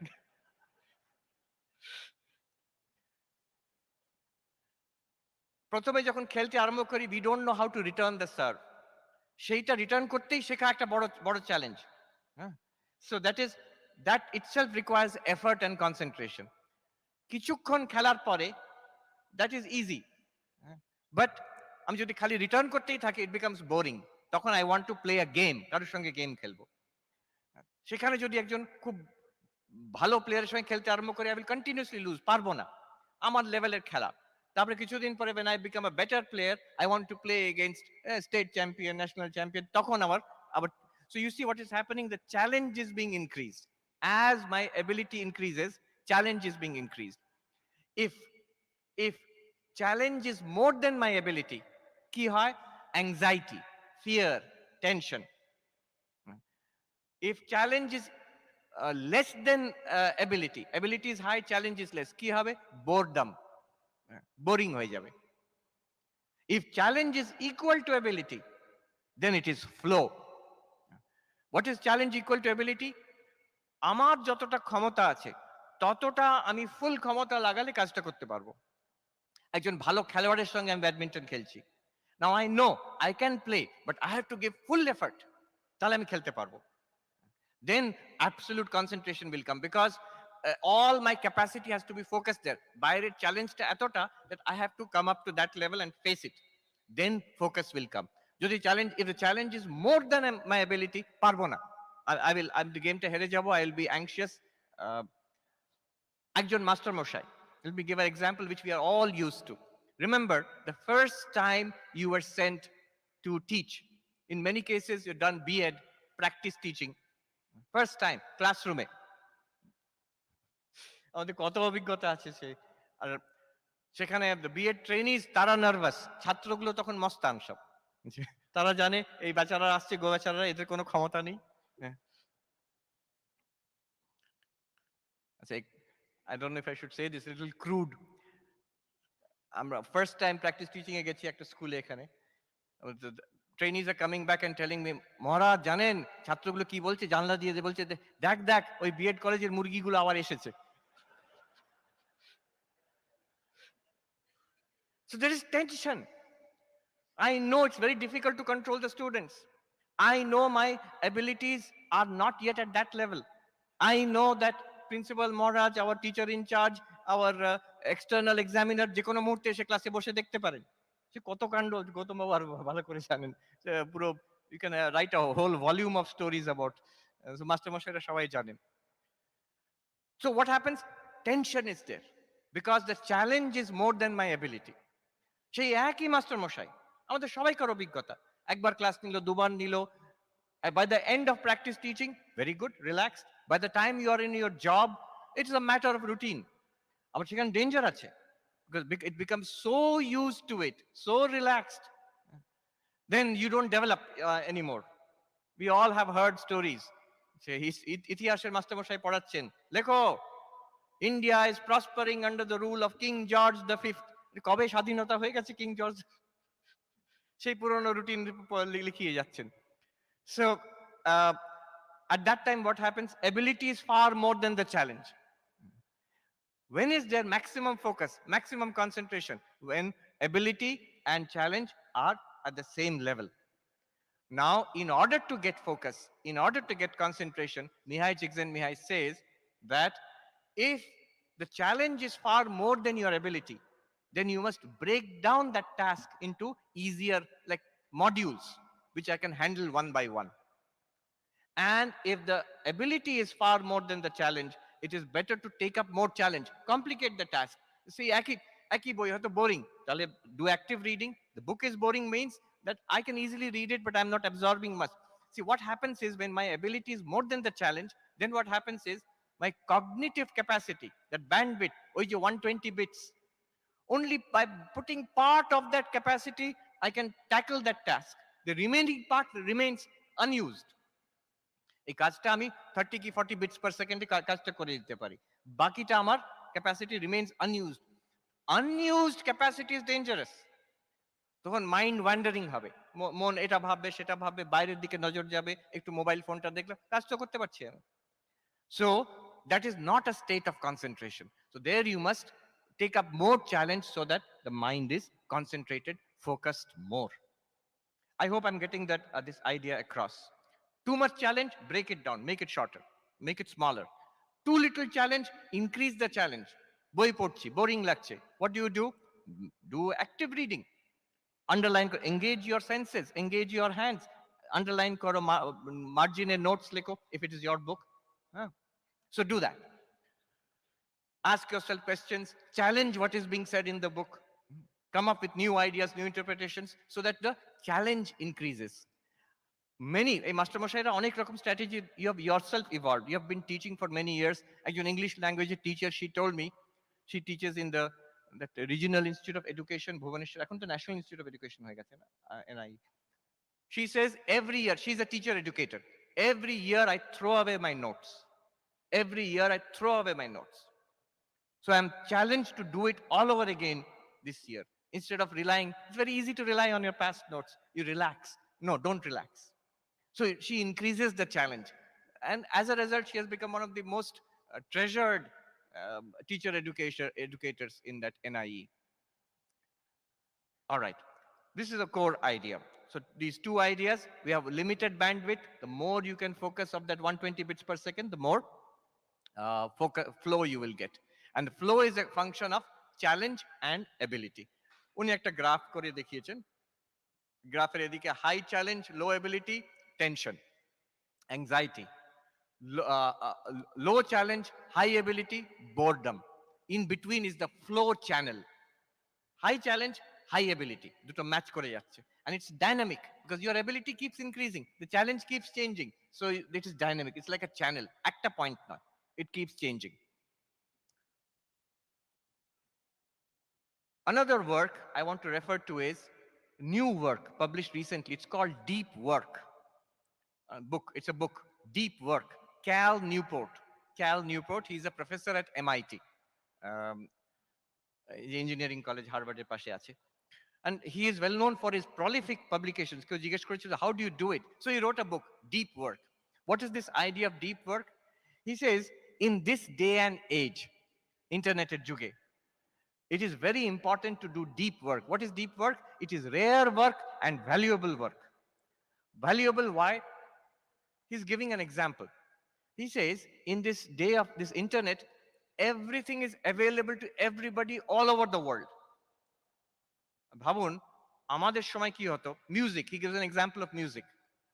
I mean, it's something that we can all relate to, especially the more elderly people here. When we were kids, what kind of music was available to us? Not all music of the world. We have to go to the nearby cassette shop. We had cassette tapes. And whatever is available in that shop, especially I came from a small town, Bhubaneswar, whatever was available there, that's the only thing available to us. Books, what is available to you? What is available in the local bookshop? That is what, before Amazon. Amazon did no more local bookshops, all local bookshops wiped out. But all the books in the world are now available to you. You can shop on internet and find all books. You can go on YouTube and find all music. There are different apps which are available. So now nobody is limited to the local supply. The whole world is open to you. As a result, what happens is a মারাত্মক consequence. Earlier, because of limited supply, সবাই কিছু না কিছু পেত। Any singer, তার গানের কেউ না কেউ খদ্দের পেয়ে যাবে। Any author, তার বইটা কোথাও না কোথাও বিক্রি হচ্ছে একটু। Now what happens, because everything is available, our time, energy and money are limited, everybody wants the most popular one, the best one. বলছি একটা গান, number of views 1000, আরেকটা গান, number of views 1 billion, 1000 into 1 million. তাহলে will you say যে গানটার views 1 billion আর যে গানটার view 1000 সেটা million times better than this গান, than this particular music? হতে পারে না, কোনো জিনিস million times better হতে পারে না। It's because of this new technology. Everything is available. One song is popular, one book is popular, everybody wants to go there. So Cal Newport says, you don't have to be million times better than others. Nobody can be like that. You only have to be a little better than others. In this day and age, you only have to be a little better than others. Your work has to be a little more valuable than others. And then you will have tremendous success in this modern economy, this internet-enabled economy. Just that little bit of edge, you have to do that. And he says, this work is rare. It's valuable work, and it's rare. Why rare? Again, lack of focus, distraction. এখন deep work-এর যুগ চলে যাচ্ছে, he's saying. সবাই shallow work করছে. That's why this deep work becomes rare and valuable. যে করতে পারবে সে তরতর করে উঠে যাবে. He gives 2 or 3 examples. বাচ্চারা খুব হ্যারি পটার বই পড়ে। So Harry Potter, we know that J.K. Rowling, when she wrote it first, nobody wanted to publish it. But then she became very successful, very rich. But then she had to finish the series. Virat Mota Mota Boy. So the last book in the series, Cal Newport gives this example. She could not finish it. And the publisher deadline দিয়েছে, ও তো already কত million pounds নিয়ে নিয়েছে publisher কাছ থেকে. So she has to finish that book. বাড়িতে বাচ্চা, she's a single mother. কানাকাটি করছে, হইচই করছে, কাজ করতে পারছে না। She was in a hotel at some point, and she found sitting in the hotel room, she could write. She could not write at home. Then she started coming, hiring the hotel room just to stay there, দরকার নেই কিছু, but just to stay there to write. And in that way she finished. অনেকে জানে না বইটা ওইভাবে শেষ হয়েছে। হোটেল রুম হায়ার করে একা বসে থেকে লিখতেন ওখানে। Very famous example, Bill Gates. We can all relate to it. Newer, younger people can't relate to it. We all learned computers, MS-DOS. Microsoft DOS, this operating system. When Bill Gates wrote that, the code for that, he says he worked continuously for 2 months, 60 days, continuously. And those 2 months, he had no fixed hours of sleeping. He had no fixed hours for food. He would always fall asleep on the keyboard.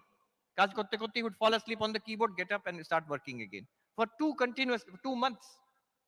And that produced this MS-DOS. And his whole basically business empire and model is based on that early success itself. Then he has gone forward. So it is rare work and valuable work, this deep work. কিছু neuropsychology কথা উনি নিয়ে এসেছেন, Cal Newport. He says recent studies have showed concentration actually directly affects the brain. আমরা বায়োলজিতে পড়েছি myelin sheet আছে neuroner, myelin sheath, and it helps in the connectivity between the two neurons. And he says that there were some reports he has cited, studies. It shows that consistent focus, consistent focused work actually develops the myelin sheath. জানি না এটা কতটা valid, but the actual medical study has quoted, which means that we are actually changing the structure, enhancing the structure of the brain, enhancing our neurons just by focus, actual practice of concentration. What are his recommendations? খুব simple recommendation, তিনটে দিয়েছেন। একটা বলছেন, have time for deep work, make it a daily habit.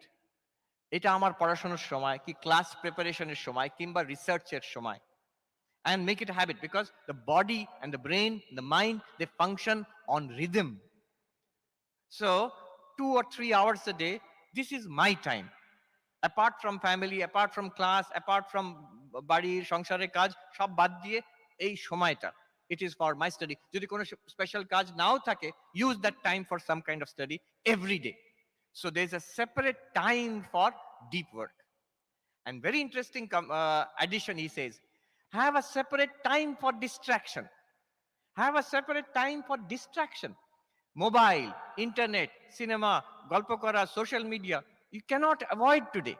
You cannot avoid it. Most people will have to use it. Then he says that use it, but keep a separate time for it. Amader ki hoye geche, it is there, it is spreading throughout the day. অনেকে বলে ঘুম থেকে উঠে কি ভগবানের নাম করে, ভগবানের নাম আগে মোবাইল, চোখ খোলা পরে মোবাইলে কি এলো দেখি, চোখ ফার্স্ট থিং দর্শন, প্রথমেই চোখ খুলে ঈশ্বর দর্শন, ঠাকুর দেবতার ছবি দেখবো না, মোবাইল চর্চা। It has spread all over our day. It covers 24 hours in a day for us. So he says, Cal Newport says, constrain it. Have a time for social media, for browsing on the net, for YouTube, whatever it is. Have a time. এই 1 ঘন্টা 2 ঘন্টা 3 ঘন্টা, that's it. এর বাইরে I'm available নয়। I read a book called Daily Rituals. Daily Rituals, the habits of famous, work habits of famous writers. One thing I noted, মানে নাম করা অথরদের দেখবেন খুব সুন্দর সুন্দর, তারা কিভাবে লেখেন, কিভাবে কাজ করেন, মোস্টলি লিটারেচার, ইংলিশ লিটারেচারের লোক। One thing I noticed, যারা আজকালকার famous writers, they all cut themselves away from social media. They cut themselves away ruthlessly. বিশেষ করে যখন নভেল টভেল লিখছেন, simply cut themselves away. ওই that break in concentration they cannot afford. একবার break হয়ে গেলে ওইটা আর ওই কোয়ালিটিটা আসে না। So one common factor for deep work is to have a special time for distraction, a special time for distraction. And third, he gives very great importance to rest. ঘুমানো. Many people do not know how tired they are. আমরা অনেক সময় দেখি guided meditation করার সময় লোকে ঘুমিয়ে পড়ে। The reason they are falling asleep is they are not at the peak of their energy levels. They are mostly operating ওই চাপে পড়ে কাজ করে যাচ্ছে. Many people are deeply tired. So rest, deep rest. Deep work, deep মাঝখানে হচ্ছে separate time for deep work, separate time for distraction, and separate time for deep rest. So these are his recommendations. Powerful concentration can do so much for us. Swami Vivekananda himself, there are extraordinary stories about his concentration. একটা B Ed related ঘটনা বলি। মিরাট থেকে, ওখানে B Ed কলেজে একজন অধ্যাপিকা এসেছিলেন আমাদের বিএড কলেজে। She told me a story that Swami Vivekananda had visited Meerut with Swami Akhandananda. At that time, he was not well known. At Meerut Public Library, he used to borrow books from there for reading. Sir John Lubbock, there's a series of books on science. Oti Shushko, Oti boring. Swami Vivekananda would ask, Akhandananda used to go to the library and borrow volume by volume. Swami Vivekananda would read it and return it. Akhandananda would return the book and ask for the next volume. The librarian said, you are not reading these books. আপনি খালি লোক দেখাবার জন্য বইগুলোকে নিয়ে যাচ্ছেন। And so Akhandananda said, it's not for me, it is for my brother, Swami Vivekananda. Jai Hok, whoever it is, they are not reading it. Akhandananda went and reported this to Swamiji. Swamiji বলেন চল দেখি তো।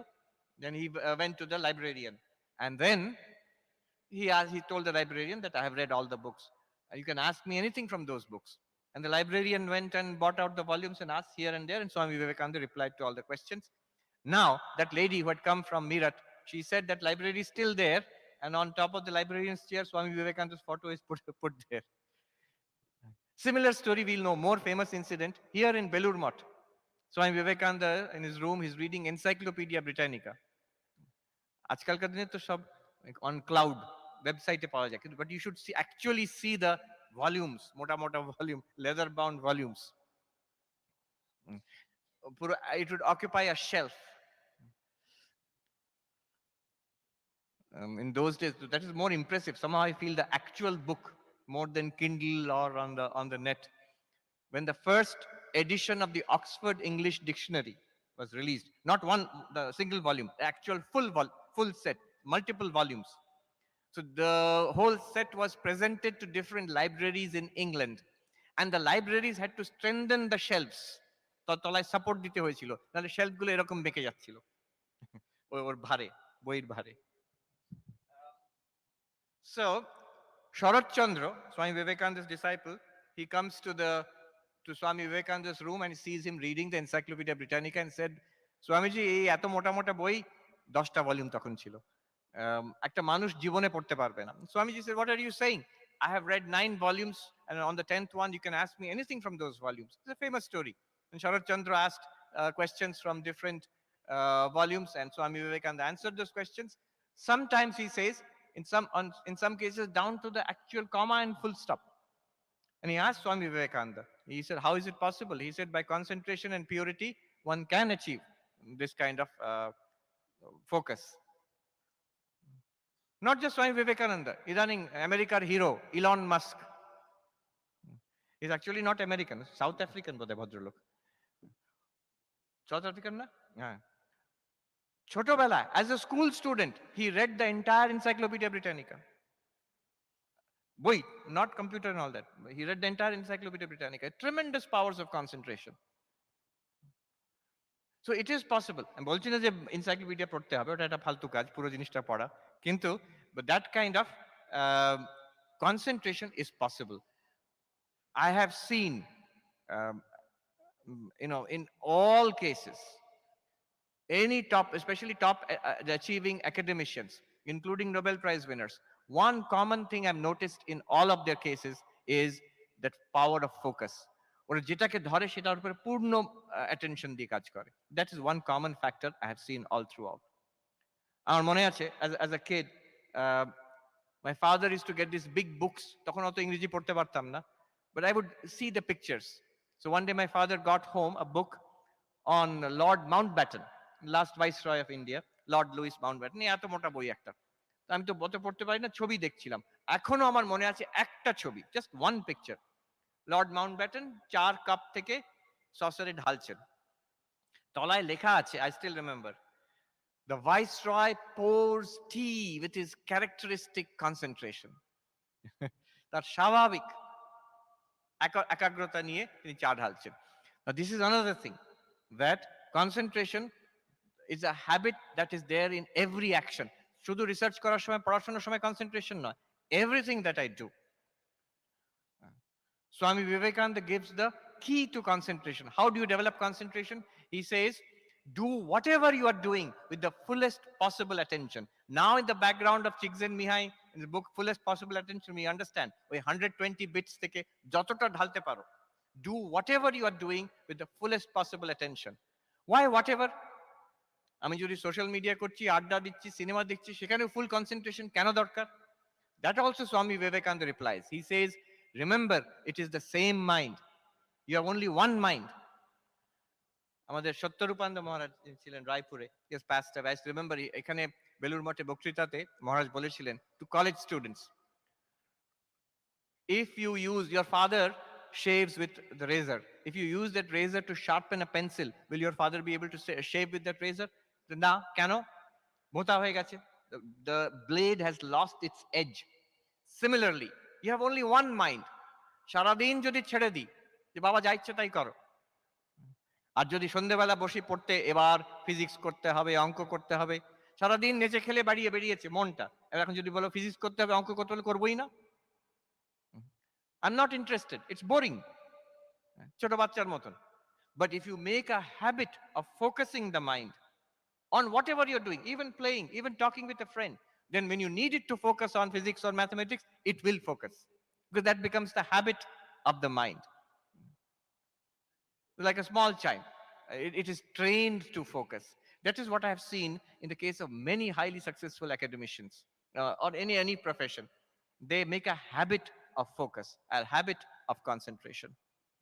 All right, I have spoken for the time I wanted to speak. Let me just quickly summarize what I said, and then we can take up some question answers. So there is a crisis in concentration. Daniel Goleman says he sees across the spectrum, in childhood, in school, in college, and in corporate sector, in jobs. There are reports coming in that the new generation is suffering from a deficit of attention. And the psychology of concentration we saw, Mihai Csikszentmihalyi's book, Flow. He says there's a limited processing capacity, 120 bits per second.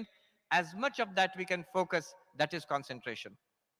And it's a function, flow is a function of ability and challenge, x-axis, y-axis, the ability and challenge. Cal Newport says that concentration leads to deep work, and deep work is most valuable. If you want to succeed, really succeed in this world, you have to produce deep work. It is valuable and rare.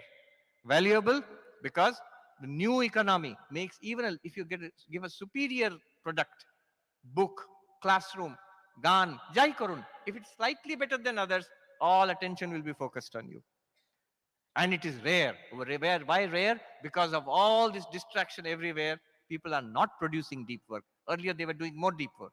So if you can do deep work, it is really a formula for success in whichever profession we are. And his recommendation was threefold: make deep work a daily ritual. Protidin kichuta deep work, and put your distractions, social media, etc., within the limits. জেলখানায় ঢুকিয়ে দাও। এই সময় থেকে এই সময় social media, এর বাইরে নয়, not before, not after. And rest, of course, he has said rest. Tremendous powers of concentration are possible. ছোট জিনিস বলছি যে কিভাবে এই মিহাই চিকজেনমিহাইয়ের যে কাজটা, how it explains concentration. We all know stories of forgetful scientists, জগৎ ভোলা আমরা বলি, বিশেষ করে একাডেমিক ওয়ার্ল্ডে, those we know who are fully absorbed in the subject, we say জগৎ ভোলা, বাকি সব তারা ভুলে গেছে. Now we understand জগৎ ভোলা কেন, because 120 bits per second is what they have, and they're putting most of it on focusing on one thing. Nothing much is left over. সারাক্ষণ একটা চিন্তা নিয়ে আছে, অন্য কোনো চিন্তার সময় নেই. There is no time, there is no bandwidth left over for anything else. There's a story of a famous mathematician, Norbert Wiener, in USA. Norbert Wiener, his story is pretty, it's instructive. So he was a very forgetful, self-forgetful mathematician. Naam kara. So one story is that one day they had changed apartments. Ekta apartment theke uni onar wife onar meye onno apartment e geche, and he knew that we had changed. সেদিন after কলেজের থেকে ফিরে ওই পুরনো অ্যাপার্টমেন্টে গেছে, নতুনটা মনে পড়ছে না কোথায় গেছে। তো he is standing in front of that old apartment thinking, এখান থেকে আমরা কোথায় গেছি। একটা ছোট বাচ্চা মেয়ে গুড়গুড় করছিল, তাকে বললো যে আচ্ছা বাবা তুমি বলতে পারো এখানে যারা থাকতো তারা কোথায় গেছে। The little girl said, yes daddy, mommy said you will forget. ও নিজের মেয়েকেও চিনতে পারছে না। আমি তোমাকে নিয়ে যেতে এসেছি, চলো, মা বলেছে ভুলে যাবেই। But why does it happen? আরেকটা story, a famous mathematician, I don't know if it's apocryphal or is real, এত মজার, বলছেন তিনি অফিস থেকে এসেছেন, সারাক্ষণ একটা কোনো ম্যাথমেটিক্যাল থিওরেমের কথা ভেবে যাচ্ছেন। ঠান্ডার দেশ তো, কোট পরে টুপি পরে এসছেন আমব্রেলা নিয়ে, ক্লোক রুমে কোট টুপি আমব্রেলা রেখে বিছানায় যাবেন। উনি আমব্রেলা আর কোট টুপিটাকে বিছানায় রেখে নিজে গিয়ে ক্লোক রুমে দাঁড়িয়ে রইলেন। I don't know how true it is, but I'll tell you a true story. ব্রজেনশীল, Brajendranath শীল, উনি স্বামী বিবেকানন্দের সিনিয়র ছিলেন, সিনিয়র ছিলেন। তো ব্রজেন বাবুর গল্প, this is reported by his students. ওনার স্মৃতিকথায় বেরিয়েছিল একটা বইতে। বলছেন উনি তখন কুচবিহার কলেজের অধ্যক্ষ ছিলেন। আর ইংরেজি পড়াতেন, ইংলিশ পড়াতেন উনি। হোয়াট বিউটিফুল ডেসক্রিপশনস ওনার বিষয়। বলছে একবার আমি দেখছি যে স্যার কলেজে ঢুকেছেন, প্রিন্সিপাল ওনার জন্য কুচবিহারের রাজা এই ঘোড়ার গাড়ি পাঠিয়ে দিতেন, কোচ পাঠিয়ে দিতেন, কলেজে আসবেন। কলেজে ঢুকেছেন, সবাই মুচকি মুচকি হাসছে, কিন্তু কেউ বলতে সাহস করছে না। উনি লম্বা দাড়ি ছিল, ঋষির মতন দেখতে। তো উনি গম্ভীরভাবে টিচার্স কমন রুমে গেলেন, সবাই মুচকি মুচকি হাসছে, কেউ বলতে পারছে না। তো একজন গিয়ে বলল, স্যার আপনার চাদরটা দেখছেন। উনি চাদর পরে ভুলে গেছেন, কিন্তু ধুতি পাঞ্জাবি আর মশারিটাকে পরে চলে এসছেন।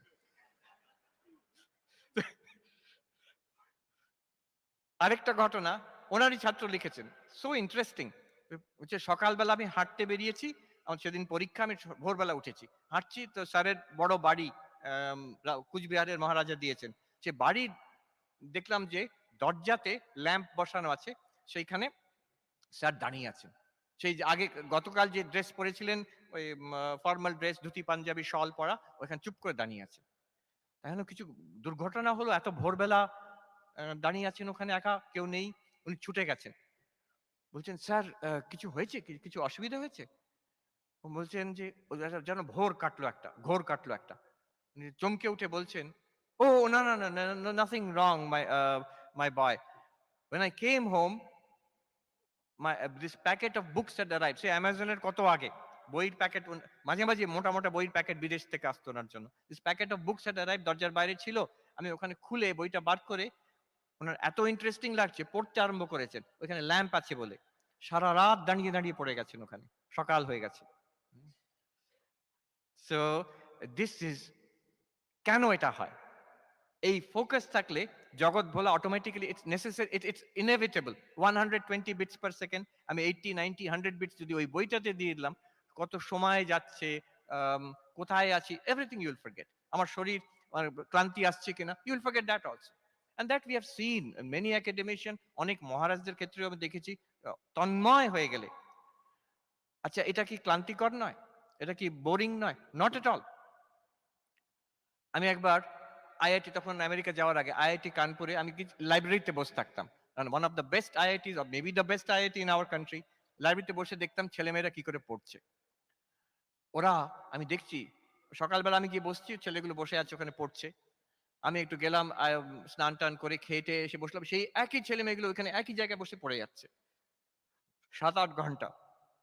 আমি বললাম ছাত্রদের, আই এম ভেরি ইমপ্রেসড, এইভাবে পড়াশোনা করছে। তো ছাত্ররা বললো, এটা তো কিছুই নয় Maharaj, if you come during examination times, you'll see early morning ছেলে এসে বসে গেল ওখানে, স্টুডেন্টরা পড়লো সারাদিন, দুপুরে খেলো কি খেলো না জানে না, সন্ধ্যাবেলা খেলো কি খেলো না জানে না, তার সারা রাত পড়লো, সকালবেলা ওই লাইব্রেরির বাথরুমে মুখ ধুয়ে চলে গেল পরীক্ষা দিতে। এখন এটা কি বোরিং হবে না? না, বোরিং নয়। মিহাই চিকজেনমিহাই এক্সপ্লেইনস, এটা ফ্লো স্টেট এসে যায়। If I cut off everything else, একটাতে ফোকাস করে টেনে ধরে রাখি আমি অ্যাটেনশনটা, after some time a flow state comes, আনন্দ হবে তখন, একদম তন্ময় হয়ে গেলে, ফ্লো এসে গেলে। তন্ময় is a very good term, and psychologically very deep term. তন্ময় হয়ে গেলে আনন্দ হয়, there is a joy which comes out of flow state. Flow state এর 10টা ক্যারেক্টারিস্টিক বলেছেন মিহাই চিকজেনমিহাই। It is a very satisfying state, it's a peak state, a peak experience, ম্যাসলোর কথাতে। তো ওই যে ছাত্রগুলো পড়ছে, তাদের কিন্তু বোরিং লাগছে না, তাদের বিচ্ছিরি লাগছে না, তাদের আনন্দ হচ্ছে। আর fulfillment, it's a deep kind of wellness that comes if you spend several hours at one task. আমি আরেকটা ইঞ্জিনিয়ারিং কলেজে গেলাম, আমি বলবো না, প্রাইভেট ইঞ্জিনিয়ারিং কলেজের নাম বলবো না। তো সেখানে আমাকে দেখাতে নিয়ে গেল, ক্লাসের পর, বক্তৃতার পরে ক্লাসের ঘুরিয়ে দেখছি সব ফাঁকা, বিরাট কম্পিউটার ডিপার্টমেন্ট, সব ফাঁকা। এখানে আপনারা কি ক্লাসের পরে অ্যালাউ করেন না? মাস্টারমশাইরা বললো, হ্যাঁ আমরা অ্যালাউ করি, যে কেউ এসে কাজ করতে পারে, কিন্তু কেউ নেই তো, লাইব্রেরি ফাঁকা, কম্পিউটার, ও সব বেড়াতে গেছে। তো বেড়াতে বেরিয়ে গেছে সব। তো ছাত্রদের যখন আমি বললাম যে দেখো, the difference between your college and IIT Kanpur, it's not that তাদের ফ্যাসিলিটি অনেক বেটার, আমাদের ফ্যাসিলিটি ভালো নয়, আমাদের ফ্যাসিলিটি যথেষ্ট ভালো। ইটস নট দ্যাট তাদের দারুণ দারুণ মাস্টার মশাই, আমাদের মাস্টার মশাই ওরকম অত ভালো না, not at all. Difference is this, তারা ফোকাসড হয় hour after hour, day after day, they are pursuing something, একটা সাবজেক্ট, একটা বই, একটা স্টাডি মেটেরিয়াল। আর তোমরা ভাবছো তোমরা একটু পড়লে কোনো রকমে শেষ করে নাক টিপে ক্লাসটা হয়ে গেল, এবার ছুটলে এবার একটু বেড়াতে যাবো, একটু বাইকে ঘুরবো, একটু বসে আড্ডা দেবো, একটু সোশ্যাল মিডিয়া করবো। এখন তো আরো বেশি বেড়ে গেছে, ওগুলো তখন ছিল না। তো this is the difference, this is one difference, আমি বলছি না সব difference, this is a very important difference between success and failure, at least in academic life. Focus is a crucial factor. Thank you very much. Namaskar.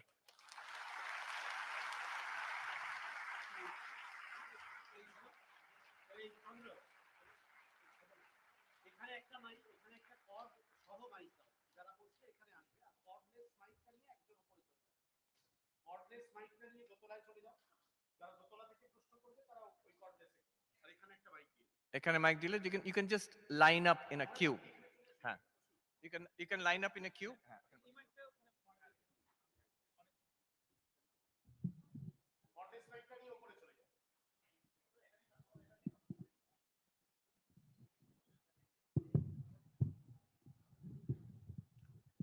All right, don't be shy. এখানে mic দেওয়া হচ্ছে, just come forward here, tell us your name, a little bit কি করছেন, and then ask the question. আর police ডাকতে না হয় যাতে প্রশ্ন। এই সামনে, হ্যাঁ হ্যাঁ ওইখানে ব্যাস। Come here, come to the front, come to the front. Ask question, yes. Tell us your name and ask the question and what are you doing here. Pranam Maharaj, I am Rajat Gaur, and we are truly blessed to have you here today. Absorbing your words of wisdom is really a great opportunity. So my question is that how can we experience the existence of whom we are worshipping? The slightest of signs that our prayers are being heard. I'm not questioning about whether the Almighty's will to answer them or not, but the satisfaction that they are being heard.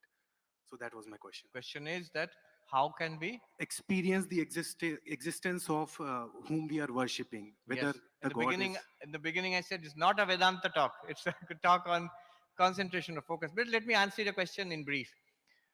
All the 4 yogas will lead us to an experience of the divine. Meditation leads to an experience of the divine.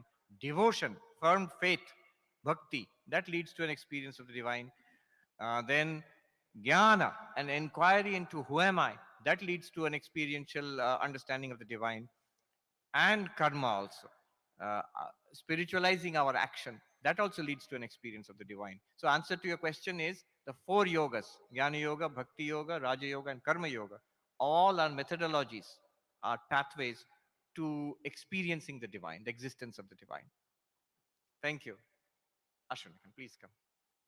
অন্যরা যা জিজ্ঞেস করবে, you can come and line up, don't wait, come and line up. যারাই question জিজ্ঞেস করবে please come in the front row. একটা লাইনে দাঁড়িয়ে পড়ুন। First or second row there are seats vacant. Please tell us your name and tell us what you're doing and ask the question. Pranam Swamiji, I'm Subham. I'm a neuroscience researcher at CIP Ranchi, and Where are you? I'm from Central Institute of Psychiatry, Ranchi. Central Institute of Psychiatric? Ranchi. Central Institute of Psychiatry, yeah, I'm Ranchi. also Yes. a PhD student from Niemans. Right, from Niemans. I was at your yeah, alma mater there I've been last listening week. to a talk. Yes, I was And at Niemans. all my understanding of consciousness is from you. I've been listening to you for last 2 years, and it has been a great blessing to have you in my life. So it has changed my life dramatically. So I cannot explain all of it in this gathering. Still, I just have a question on, since this talk is on focus and concentration, I'll be with the context. So I have many questions about consciousness. Maybe I'll talk about it later. So meditation has been a great life-changing event in my life. So so far as focus and attention is concerned, like you have been mentioning about the flow state, it has been greatly rewarding and all. So same feeling also I get in meditation when I do. So, but thing is, meditation is like focusing on some formless object, and when I engage in work state, I can contribute my work, or flow state, I can contribute to my work better. So, can flow state be an replacement of meditation? Okay, so All right. how do you see meditation in combating this mental health crisis and lack of concentration? So do we need to focus, channelize our resources on meditation, or just attending or contributing to the flow state? training people I to understand attain flow what you're state will saying. be I'll just make a couple of observations on it. yeah. Mihai Csikszentmihalyi actually mentions meditation. He says that in his research on flow, he has surveyed the literature on attention, concentration across the world in different civilizations, different periods of history.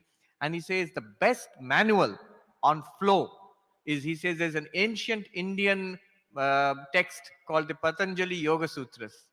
And he has given nearly 2 pages, he describes Patanjali Yoga Sutra in that book, Flow.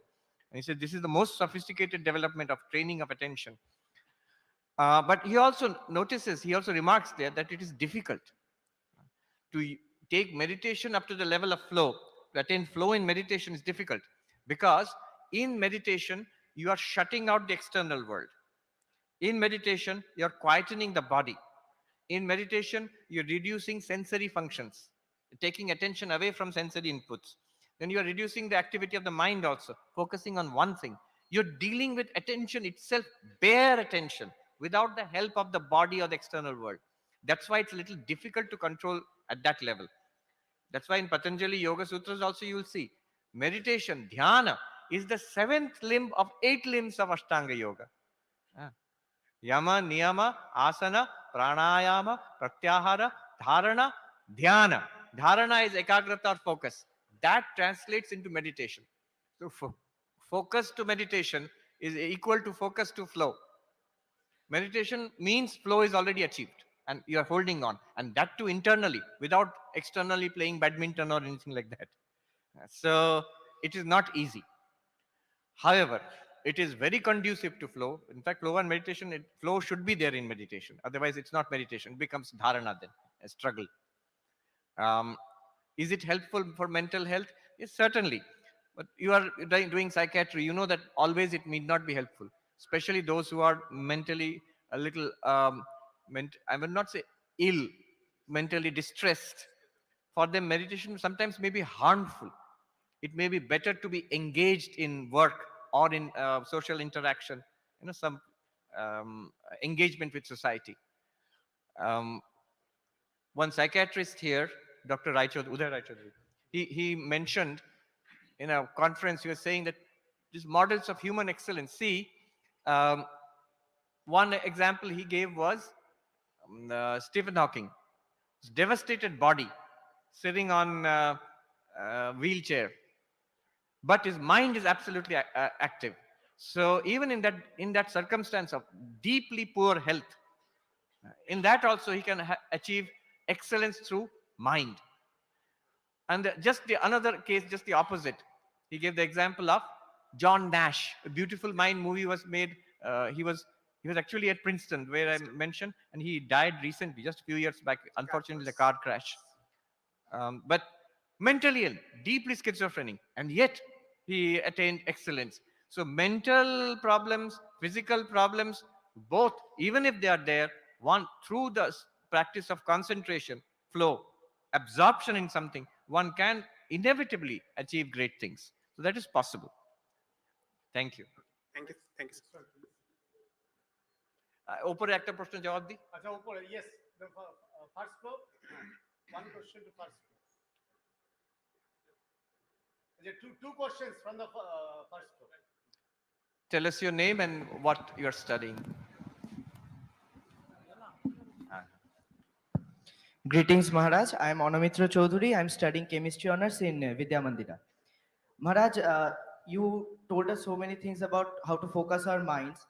Maharaj, I always keep on procrastinating. I am an overthinker. When I'm sitting in the study hall and when I'm like reading, I keep thinking, oh my God, I'm not doing something right. Something is wrong. There is always something wrong. How to get rid of this? I mean, I just couldn't figure it out. One good advantage is because you are in Vidyamandir, you have a routine. A routine helps you to overcome procrastination because you don't have too much freedom. So study time, you have to do studies. Now you are bound. From this time to this time, you have to focus. Now use these techniques of focus. I am going to work on this assignment or book or whatever I'm reading. Mind is procrastinating, think I could be doing something better, I could be doing this or that, should I do this or that? What does it mean? Now you can use the material we learned. Why is the mind doing that? That means part of that 120 bits per second is being used for that, right? That means some part of it, the mind is still free. It is free to think of something else. That means that as much of that 120 bits per second you can take and focus on the book which you are reading. Why is it not happening? Well, in that case, what can you do? You can increase the challenge. If I were in your place, I would start doing active reading. Keep myself so busy with that work or the task. Read that portion, underline, take notes, review it. There'll be no time left over. Before you know it, study time will be over. If I don't engage fully with the material, study material, some part of my cognitive bandwidth will be free, and then it will procrastinate and think of dozen different things. Does that make sense to you? Yes, Maharaj. Thank you. Another question for the first go. Then we'll again come to the ground. এদিকে কারা বসে আছে? Hey, এদিকে কারা বসে আছে? Visitors. Okay. Maharaj, hello. yes. So Maharaj, I am Ujjwal Chaudhary. I am reading in RKM Berry in Big Data Analytics. So Maharaj, my question is how to stay motivated in that flow state. I mean, during the examination time, so sometimes I can reach the flow state, Yes. but not in the other times. Not at all times. It's true. Yes, yes. Flow state cannot be maintained at all times. But the more you maintain it, the better for you. The more the mind will get used to that flow state. So, the same, I would say, think about it that I have this much cognitive bandwidth. How can I focus on a particular study material, increase the challenge? In most cases, our mind wanders. That's the problem. One way of tying down the mind is to increase the challenge and then hold it there. Of course, motivation is very important. One way is একটা জিনিস ভালো লাগলে, if you love a subject, if you love a particular thing, it's not very difficult. Suppose you love math or statistics or whatever it is, then it's not very difficult to remain focused. But I'll mention here, there was this educational researcher his name is Toyama, Kentaro Toyama, Toyama. He wrote a book, The Geek Heresy. And I heard a talk he gave at the University of Michigan, Ann Arbor, a few years ago. Brilliant man. He has got double PhDs from Ivy League universities and is very unpopular in Silicon Valley. You know what he said? He said all this IT which we are using, all the companies are promoting IT for, like computers, social media, for education, computer labs and all that. And we are all doing it. He said it's not necessary. He asked the audience, all of you use computers and phones? He said, yes. And all of us, at this age at least, we learned it later in our age to use it. Was it difficult to learn? Everybody said no. These things, these phones and all, they have been made with a lot of effort. They have been made easy to use. So it's not necessary. He's talking about school kids, of course, not college kids. It's not necessary to give all these gadgets to school kids, he says. And the companies in Silicon Valley are very annoyed with him.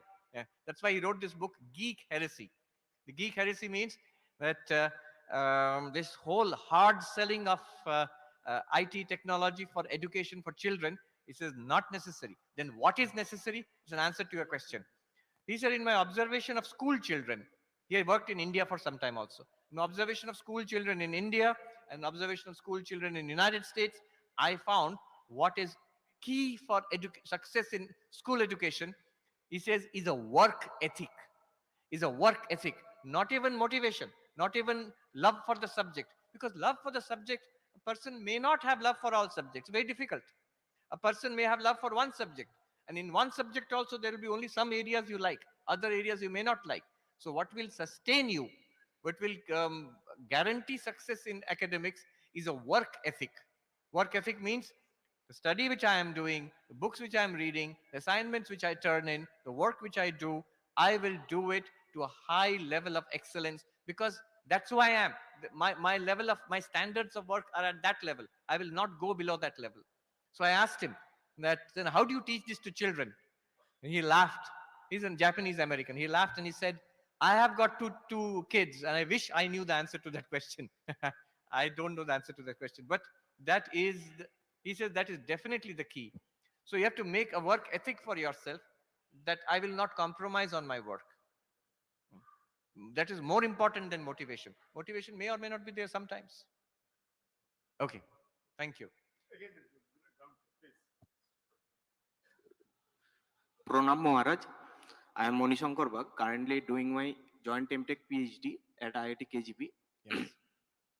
My question is that you are telling us uh, difference between extraordinary person and the ordinary person is just the focus, how much focus we are putting on, and on which thing we are putting our focus. How much and what? Correct. What?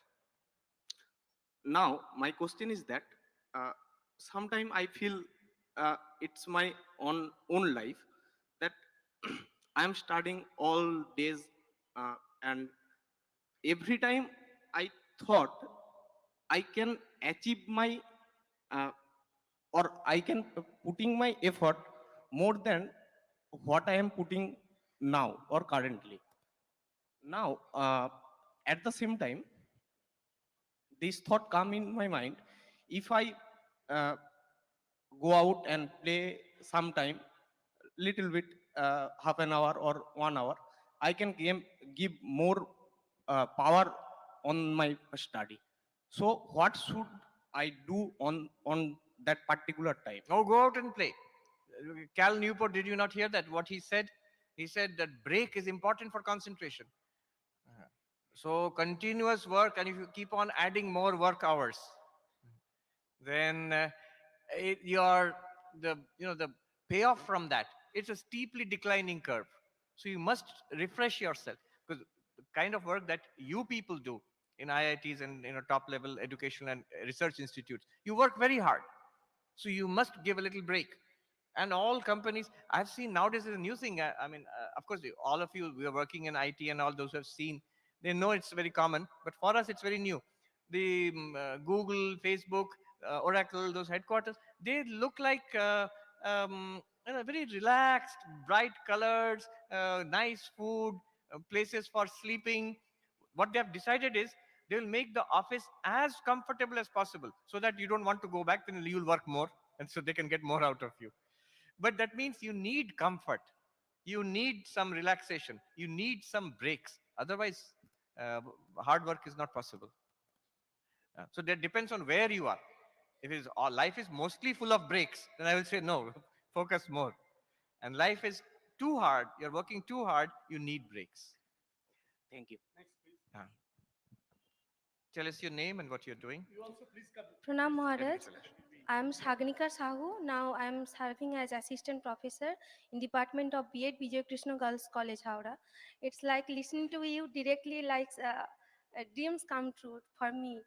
My question is, I don't know whether it is directly related to your topic focus, but you said that the historic failure of education system is that it is no longer goal oriented or life oriented, and it does not value give us oriented. value oriented, and it does not give us the way or guide us what should be our purpose in life.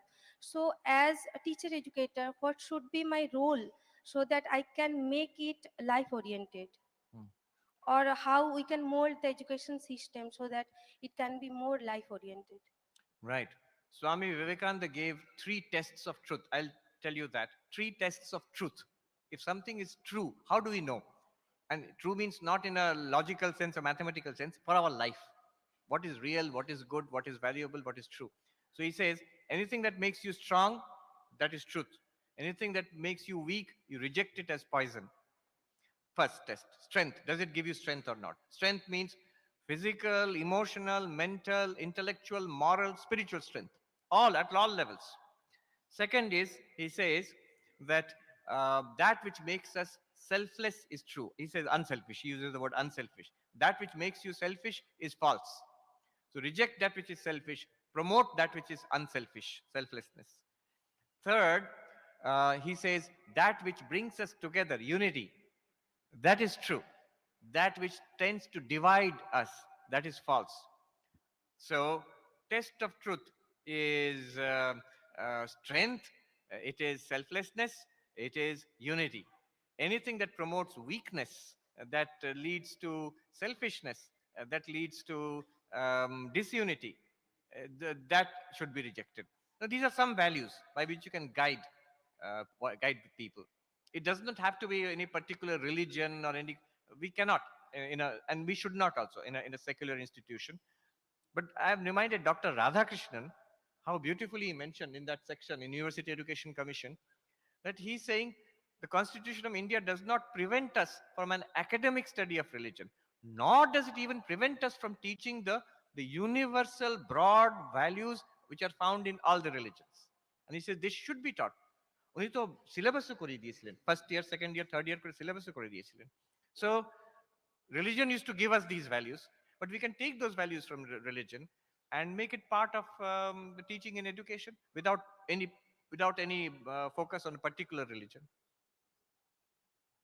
Thank you. Thank you. First floor. Yes, two questions from first floor. ঠিক আছে, জিজ্ঞেস করুন. Maharaj, extremely happy and Tell us your name. this is Saurya Dipto Bhattacharya, Shurja Dipto Bhattacharya. I am extremely happy and grateful that we are having you here. So I have three questions. First is that Okay, start with one. yeah, the first is that we are talking about emotional quotient and intelligent quotient. So there is something called intuition that our rishis and yogis have followed. Now, how do we develop that intuition, which is currently, we don't see it within our students, or maybe even as teachers, we don't see that intuition working good for us? I mean, is there any role of focus or some attention that helps us to develop that intuition? A related question is that there is something called a gut feeling. Now, is that something which is related to the intuition, or is it completely different, or it's not true at all? It's really a good question. Thank you. Two things I'll mention here. One is intelligence quotient, IQ, true. Then more important for success in life, for flourishing in human life, is emotional quotient, EQ. Then there's a question about spiritual quotient. This has also come up, SQ. I think the person who worked on it, Zohar, Zohar, Danny Zohar. But you know what I'll say to that is, what they call spiritual quotient, if you look at that, that's also part of psychology. What we understand as spirituality would be something of a higher spirituality, which is developed by Jnana Yoga, Raja Yoga, Bhakti Yoga also, Karma Yoga. And that leads to the development of this higher intuition, gut feeling or instinct. Gut feeling instinct is at a lower level. This higher intuition, which leads to breakthroughs in science, for example, which leads to extraordinary works of art and literature, for example, and even higher than that, spiritual insight.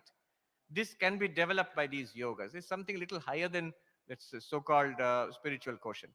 Now, addressing what you said about the gut feeling, the training of that, I'll just mention it's a big area. Why? Recently, the Nobel Prize was awarded to Daniel Kahneman, who worked on this. There's a book called Thinking Fast and Slow. Thinking Fast and Slow. He is a mathematician, but he worked in this area. It's actually an area of psychology and statistics on fast thinking, which is a kind of intuitive thinking. And he says usually that gets us into trouble. And the slow thinking means using data-based thinking. I can't really summarize his work, but it's worth going through that book, Thinking Fast and Slow. Next question. এখান থেকে জিজ্ঞেস করবেন না কোথা থেকে? He has been raising his hand for a long time. Yes, just give the microphone to him.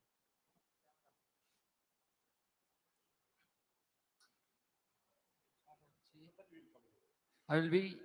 Can I ask in Bengali? Only Yes, one question. জিজ্ঞেস করুন. My name is Nirman. I am a civil services aspirant. So my question is যে আমরা স্বীয় জীবনে পূর্ণ একাগ্রতার অভ্যাস কিভাবে শুরু করতে পারি? এটাই আমার একটু প্রশ্ন। কিভাবে শুরু করতে পারি? That right now, right here, make as Swami Vivekananda said, do whatever you are doing with the fullest possible attention. এই যে শুনছি, fullest possible attention. কিভাবে বসছি, fullest possible attention. We are not even aware that আমাদের posture কি, moment to moment আমাদের মন কোথায় যাচ্ছে. We are not even aware. আমাদের যে valuable cognitive resources we are using up. We're so aware of how we are using our money, but how little we are aware of how we are using our time, especially our attention. আমরা ওটা একটা কথা আছে না, আমাদের ছোটবেলা থেকে master মশাইরা সবসময় বলতেন পে অ্যাটেনশন, পে অ্যাটেনশন। আমরা হচ্ছে পে শব্দটা তো আমরা সাধারণত টাকা পয়সার বিষয় বলি, but it's true. It's very valuable. Attention is very valuable. We have only limited attention every second, 120 bits of information processed per second. সেটা কোথায় খরচ করছি আমরা, অ্যাকচুয়ালি খরচ করছি ওটাকে, আর সেটা না জানতে খরচ হয়ে যাচ্ছে আমাদের বেশিরভাগ সময়। So start right now, and then when you take up, there are many ways of focusing.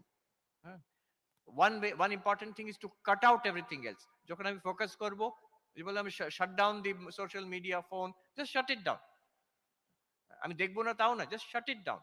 আমি জানি যে ওখানে আর বাজবে না, ফোনটা তো অফ হয়ে গেছে, এবার আই উইল কনসেন্ট্রেট। আমাদের we have been trained in such a way, a part of our mind is already connected to the phone, এই হচ্ছে মুশকিল। So these are some ways, many ways. You just read the book, this flow, deep work যদি পড়েন, deep work, that book. Civil service aspirant মানে প্রচন্ড খাটতে হবে, বেশ কয়েকদিন, হয়তো 1 বছর 2 বছর ধরে খাটতে হবে। That itself will train you in attention. Keep up your health. ওই time for deep work, time for distraction, that means beginning and end, এর বাইরে ডিস্ট্রাকশন নয়, and time for rest. Cal নিউপোর্টের বই থেকে 3টে রেকমেন্ডেশন। প্রণাম মহারাজ, অন্যান্য মহারাজদেরকে আমার প্রণাম জানাচ্ছি। আজকে যে কথাটা Tell us your name and what you're doing. আমি বিজয়লক্ষ্মী, আমি একজন ডিজিটাল আর্টিস্ট। মহারাজ, আজকে বক্তৃতার মধ্যে যে কথাটা বললেন স্বামী শিষ্য সংবাদ থেকে, যে স্বামীজির একাগ্রতা এবং ব্রহ্মচর্যের কথাটা যে উঠলো, সবসময় এই কথাটাই শোনা যায়, কিন্তু তার পরের কথাটা কখনো শুনতে পাই না। শরৎচন্দ্র চক্রবর্তী বলেছিলেন যে শুধুমাত্র ব্রহ্মচর্য বা একাগ্রতা হলে এই জিনিসটা হয় না। স্বামীজি তখন নিরুত্তর ছিলেন। আমি একজন সর্বত্যাগের পয়েন্ট অফ ভিউ থেকে জিনিসটা শুনতে চাই, যে এই জিনিসটা কি আমার অনেক দিনের ইচ্ছে। It is true that it's not enough that you will attain levels of concentration of Swami Vivekananda, or someone like, say, Einstein or somebody like that, Godel or somebody, just by some technique, I mean flow kimba deep work pore niye otaকে apply korle. But my point here is, আমাদের এখন যা স্তর, যা অবস্থা, তার থেকে অনেকটা improvement হতে পারে। So the level of concentration we have now, that can be improved significantly, and that will give immediate results in our life.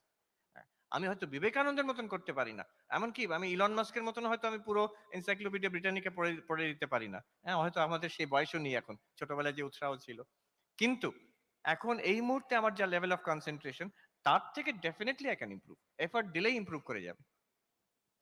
সেই হিসাবে মহারাজ, সংস্কারটাকে কিভাবে আমরা জয় করে ফোকাসের দিকে এগিয়ে যেতে পারি? Just Don't worry about samskaras. Effort is important. আমার যাই সংস্কার থাক, ওটা I cannot do anything about it. I have to make an effort right now. সংস্কার খারাপ থাকলে struggle will be more. সংস্কার ভালো থাকলে struggle will be less. But no effort is wasted. ওই এফর্ট থেকে আস্তে আস্তে সংস্কার পাল্টে যায়। ধন্যবাদ মহারাজ। Time is limited. We have to go for the next session, post-lunch session. So just these two questions. To 2 questions, two more questions, please. My pranamas and greetings to all of you on the panel. My name is Shubham Chakraborty. I've done my master's in comparative literature from Jadavpur University, and currently I'm trying to land a PhD. So while alluding to Cal Newport's book, Deep Work, you said that one should distract oneself on purpose. No, and limit one's distractions consciously, deliberately. We are already getting distracted, inevitably. No, I mean, limit it. If you can prevent it altogether, great, but you cannot, very difficult. So limit it. Okay. Or maintain a certain distraction hour, if I may. Right. Not beyond those hours. The whole purpose of the hour is not to distract you, is to limit the distraction so that the mind gets used to concentration. Right. So I have a small question, that is, what if we choose not to compress my distraction time into one whole, say like an hour or so, and choose to break up into chunks of minutes and spread it over the day? Would that work? Yes, that would also work. But remember, it takes time to recover from distraction. যেটা আমরা আগে আমিও জানতাম না, It takes a lot of time to come back to deep concentration. So be careful about that. Thank you. Next question. And this will be the last question for the question answer session. Please. Thank you for giving me this opportunity. I am Jhuma Dharnath. I am a teacher and I am in this training program, in service training program. প্রথমে আমি আমার অন্তরের শ্রদ্ধা জানাচ্ছি আপনাদের সকলকে। আমার খুব জানতে ইচ্ছা করলো মহারাজ আপনার কাছে যে ইংরেজি ভাষাটা আগে একটা সময় ওয়ার্ল্ডকে রুল করত, এখন পুরো ওয়ার্ল্ড এটাকে নিজের মতো করে গ্রহণ করে নিয়েছে নিজের প্রয়োজনের তাগিদে। তো আমার জানতে ইচ্ছা করছে যে যারা পৃথিবীতে অনেক শক্তিশালী দেশ আছে, কিন্তু কারো নিজের মাতৃভাষা এত দূর পর্যায়ে উঠতে এখনো পারেনি, পৃথিবী এতটা এগিয়ে এসেছে। অনেক অনেক রাশিয়া, জাপান, অনেক অনেক ডেভেলপড কান্ট্রি আছে, অনেক রিচ কান্ট্রি আছে, কিন্তু ইংরাজি, how the English people whose mother tongue is English, how they focus on their own language, that it is so enriched and we are all one kind of forced to use and learn this language. This is the question. Right. It's a good question. Immediate and easy answer, of course, is coloniality, colonial the impact of a colonial power um, because of the British Empire and everything. But it's true. It's become the language of international commerce, transaction, of education all over the world. Now, one more thing is that the English language is open-ended. As you said, it has been adapted. এখানে আমরা ইংরেজি একরকম বলি, Indian English. I was not aware of it. If you stay in the United States, for example, after some time you begin to hear it. We are used to our accent, right? So we don't really hear it. When we speak in English, it's normal for us. But it's clearly an Indian accent that you begin to hear in a different context if you're in England or in USA. I was noticing in Singapore, in Shanghai International Airport, when the announcements are being made, it's difficult to understand. It's in English. There's a heavy Chinese accent there. But they all adapted. Some Chinese words are put in there, or Malay words are put into English in Singapore. In India, in different parts of India, আমরা বলি না মজা করে বেঙ্গলিশ, লাঠি charge, এসব অনেক কিছু কথা। একজন মহারাজ, এরকম অনেক ঘটনা আছে। একজন মহারাজ আমাদের বলেন, উনি সাউথ আফ্রিকাতে বক্তৃতা দিচ্ছেন, খুব সিরিয়াস একটা কথা বলছেন, যে একজন পার্সন হু ইজ ক্রিটিক্যালি ইল, তার সঙ্গে দেখা করতে গেছেন, সবাই মন দিয়ে শুনছে, খুব কষ্টের ব্যাপার, দুঃখের ব্যাপার, সে মারা যাবেন কিছুক্ষণ পরে, সেই যার সঙ্গে দেখা করতে গেছেন সেই গল্পটা বললেন, আমি এরকম কথা বলছি, তারপরে দ্যাট পার্সন এক্সপায়ার্ড। যেই বলেছেন এক্সপায়ার্ড, অডিয়েন্সে সবাই হো করে হেসে উঠেছে। মহারাজ বললেন, এটা হাসার কি আছে, মারা গেল তো লোকটা। না না, এক্সপায়ার্ড এর মানে হচ্ছে আমাদের এখানে শুধু ভেজিটেবল আর ওষুধ এক্সপায়ার করে যায়, মানুষ এক্সপায়ার করে না। Person died, passed away. তো এটা এগুলো আমাদের use. But what I am saying is English is infinitely adaptable.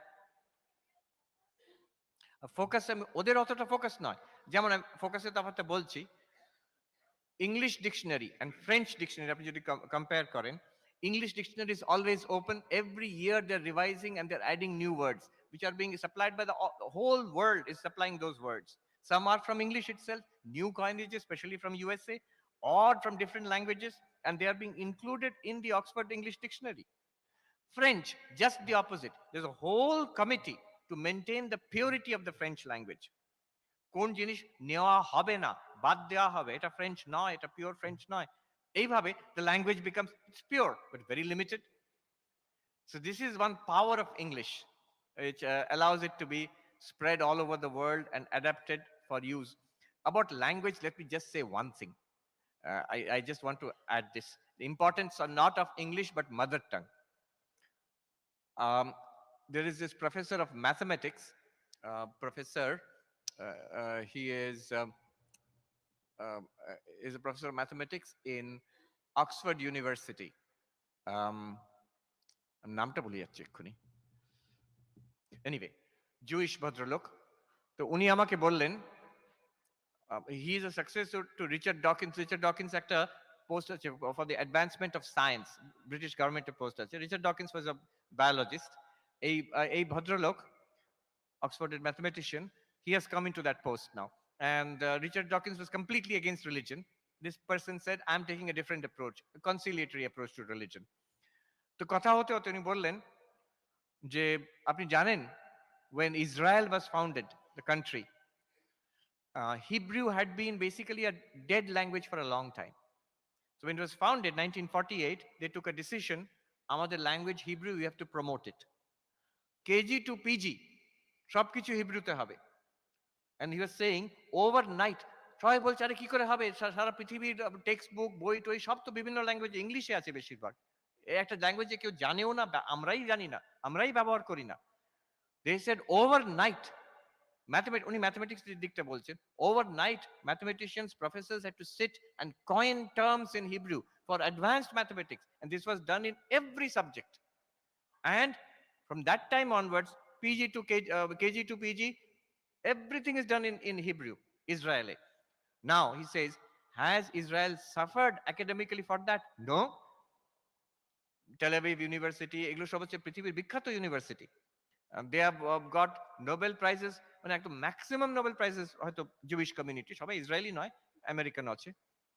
So this importance of holding on to mother tongue, আমার তো মনে হয় আমি ওইভাবে কখনো ভাবিনি।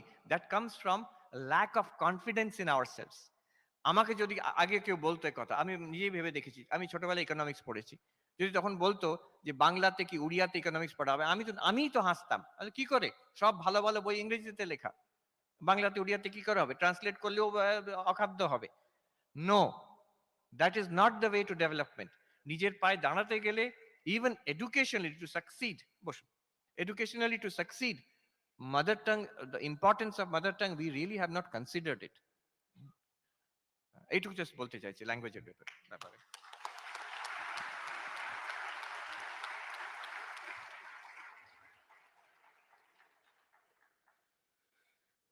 David Josiah Brewer says, oratory is the masterful art. Poetry, painting, sculpture, architecture. Please thrill, inspire, but oratory rules. The orator dominates those who hear him, convinces their reason, controls their judgment, compels their action. For the time being, he is a master. Swami Sarvapriyanandaji Maharaj is really a master. We have been listening to Maharajji with rapt attention, and for sure, his speech enriched and enlightened us all. Thank you is very formal and cliche word, but I can't find out any such suitable word to express what we all feel right now. So a big thanks to Maharajji. We are sure that Maharajji will be with us in many of our future endeavors. Now time for vote of thanks. I request Dr. Gautam Bandopadhyay, senior most faculty of our college, to propose vote of thanks. Dr. Bandopadhyay, please.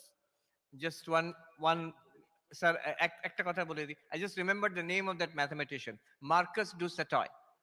Marcus du Sautoy, এটা আপনার আনন্দ লাগবে জানলে কি করে পরিচয় হলো আমার সঙ্গে।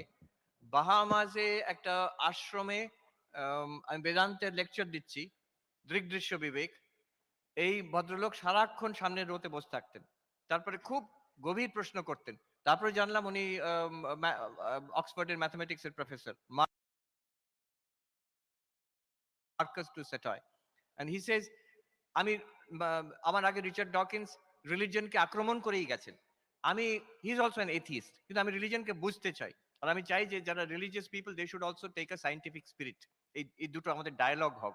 তাই জন্য হি উড সিট প্রত্যেকটা ক্লাসে সবচেয়ে বেশি অ্যাটেনশন দিয়ে উনি শুনছেন। দেন লেটার হি ইনভাইটেড মি যে আপনি কোনোদিন লন্ডনে এনে আমার বাড়িতে আসবেন, আমি রান্না করে আপনাকে খাওয়াবো। তো ওই সময় এই ঘটনাটা বলেছেন যে ইসরায়েলের ফাউন্ডিং এ 1948-এ কি করে ওরা নিজের মাতৃভাষাকে প্রমোট করলো। Namaskar. We have reached at the conclusion of the first session in our 6 days long in-service training cum orientation program for English teachers in various schools of West Bengal, sponsored by Ministry of Education, Government of India under RUSA project. We are fortunate to be the listeners of 2 most attractive discussions, namely the first one, though it is short in the form, introductory speech delivered by Revered Swami Sarvapriyanandaji Maharaj, Secretary, Ramakrishna Mission Sharadapita, former Principal, Ramakrishna Mission Vidyamandira, Narendrapur, Ramakrishna Mission Residential College, Narendrapur. He was the principal of that institute. And the long-awaited topic, the importance of focus in education, explored by Revered Swami Sarvapriyanandaji Maharaj, Minister in charge, Vedanta Society of New York, United States, former principal of Ramakrishna Mission Sikshanamandira, former registrar, R.K.M. Bheri. We enjoyed the discourses, both the discourses, with eternal leads apart. On behalf of our beloved institution, Ramakrishna Mission Sikshanamandira, we convey our deep gratitude and respect to Swami Sarvapriyanandaji Maharaj, Swami Sarvapriyanandaji Maharaj. We also convey our respect to Swami Vidyamritanandaji Maharaj, our principal, Swami Urjitanandaji, controller of education, the overall in charge of this city program. Our heartiest respect and pranam to all the monastic members, brahmacharis assembled here today. Respect and thanks to all our guests, our staff, I mean faculty and non-teaching staff. Respect to my dear participants in this program, and above all, love and affection to all my dear students of Vidyamandira and Sikshanamandira. Thank you.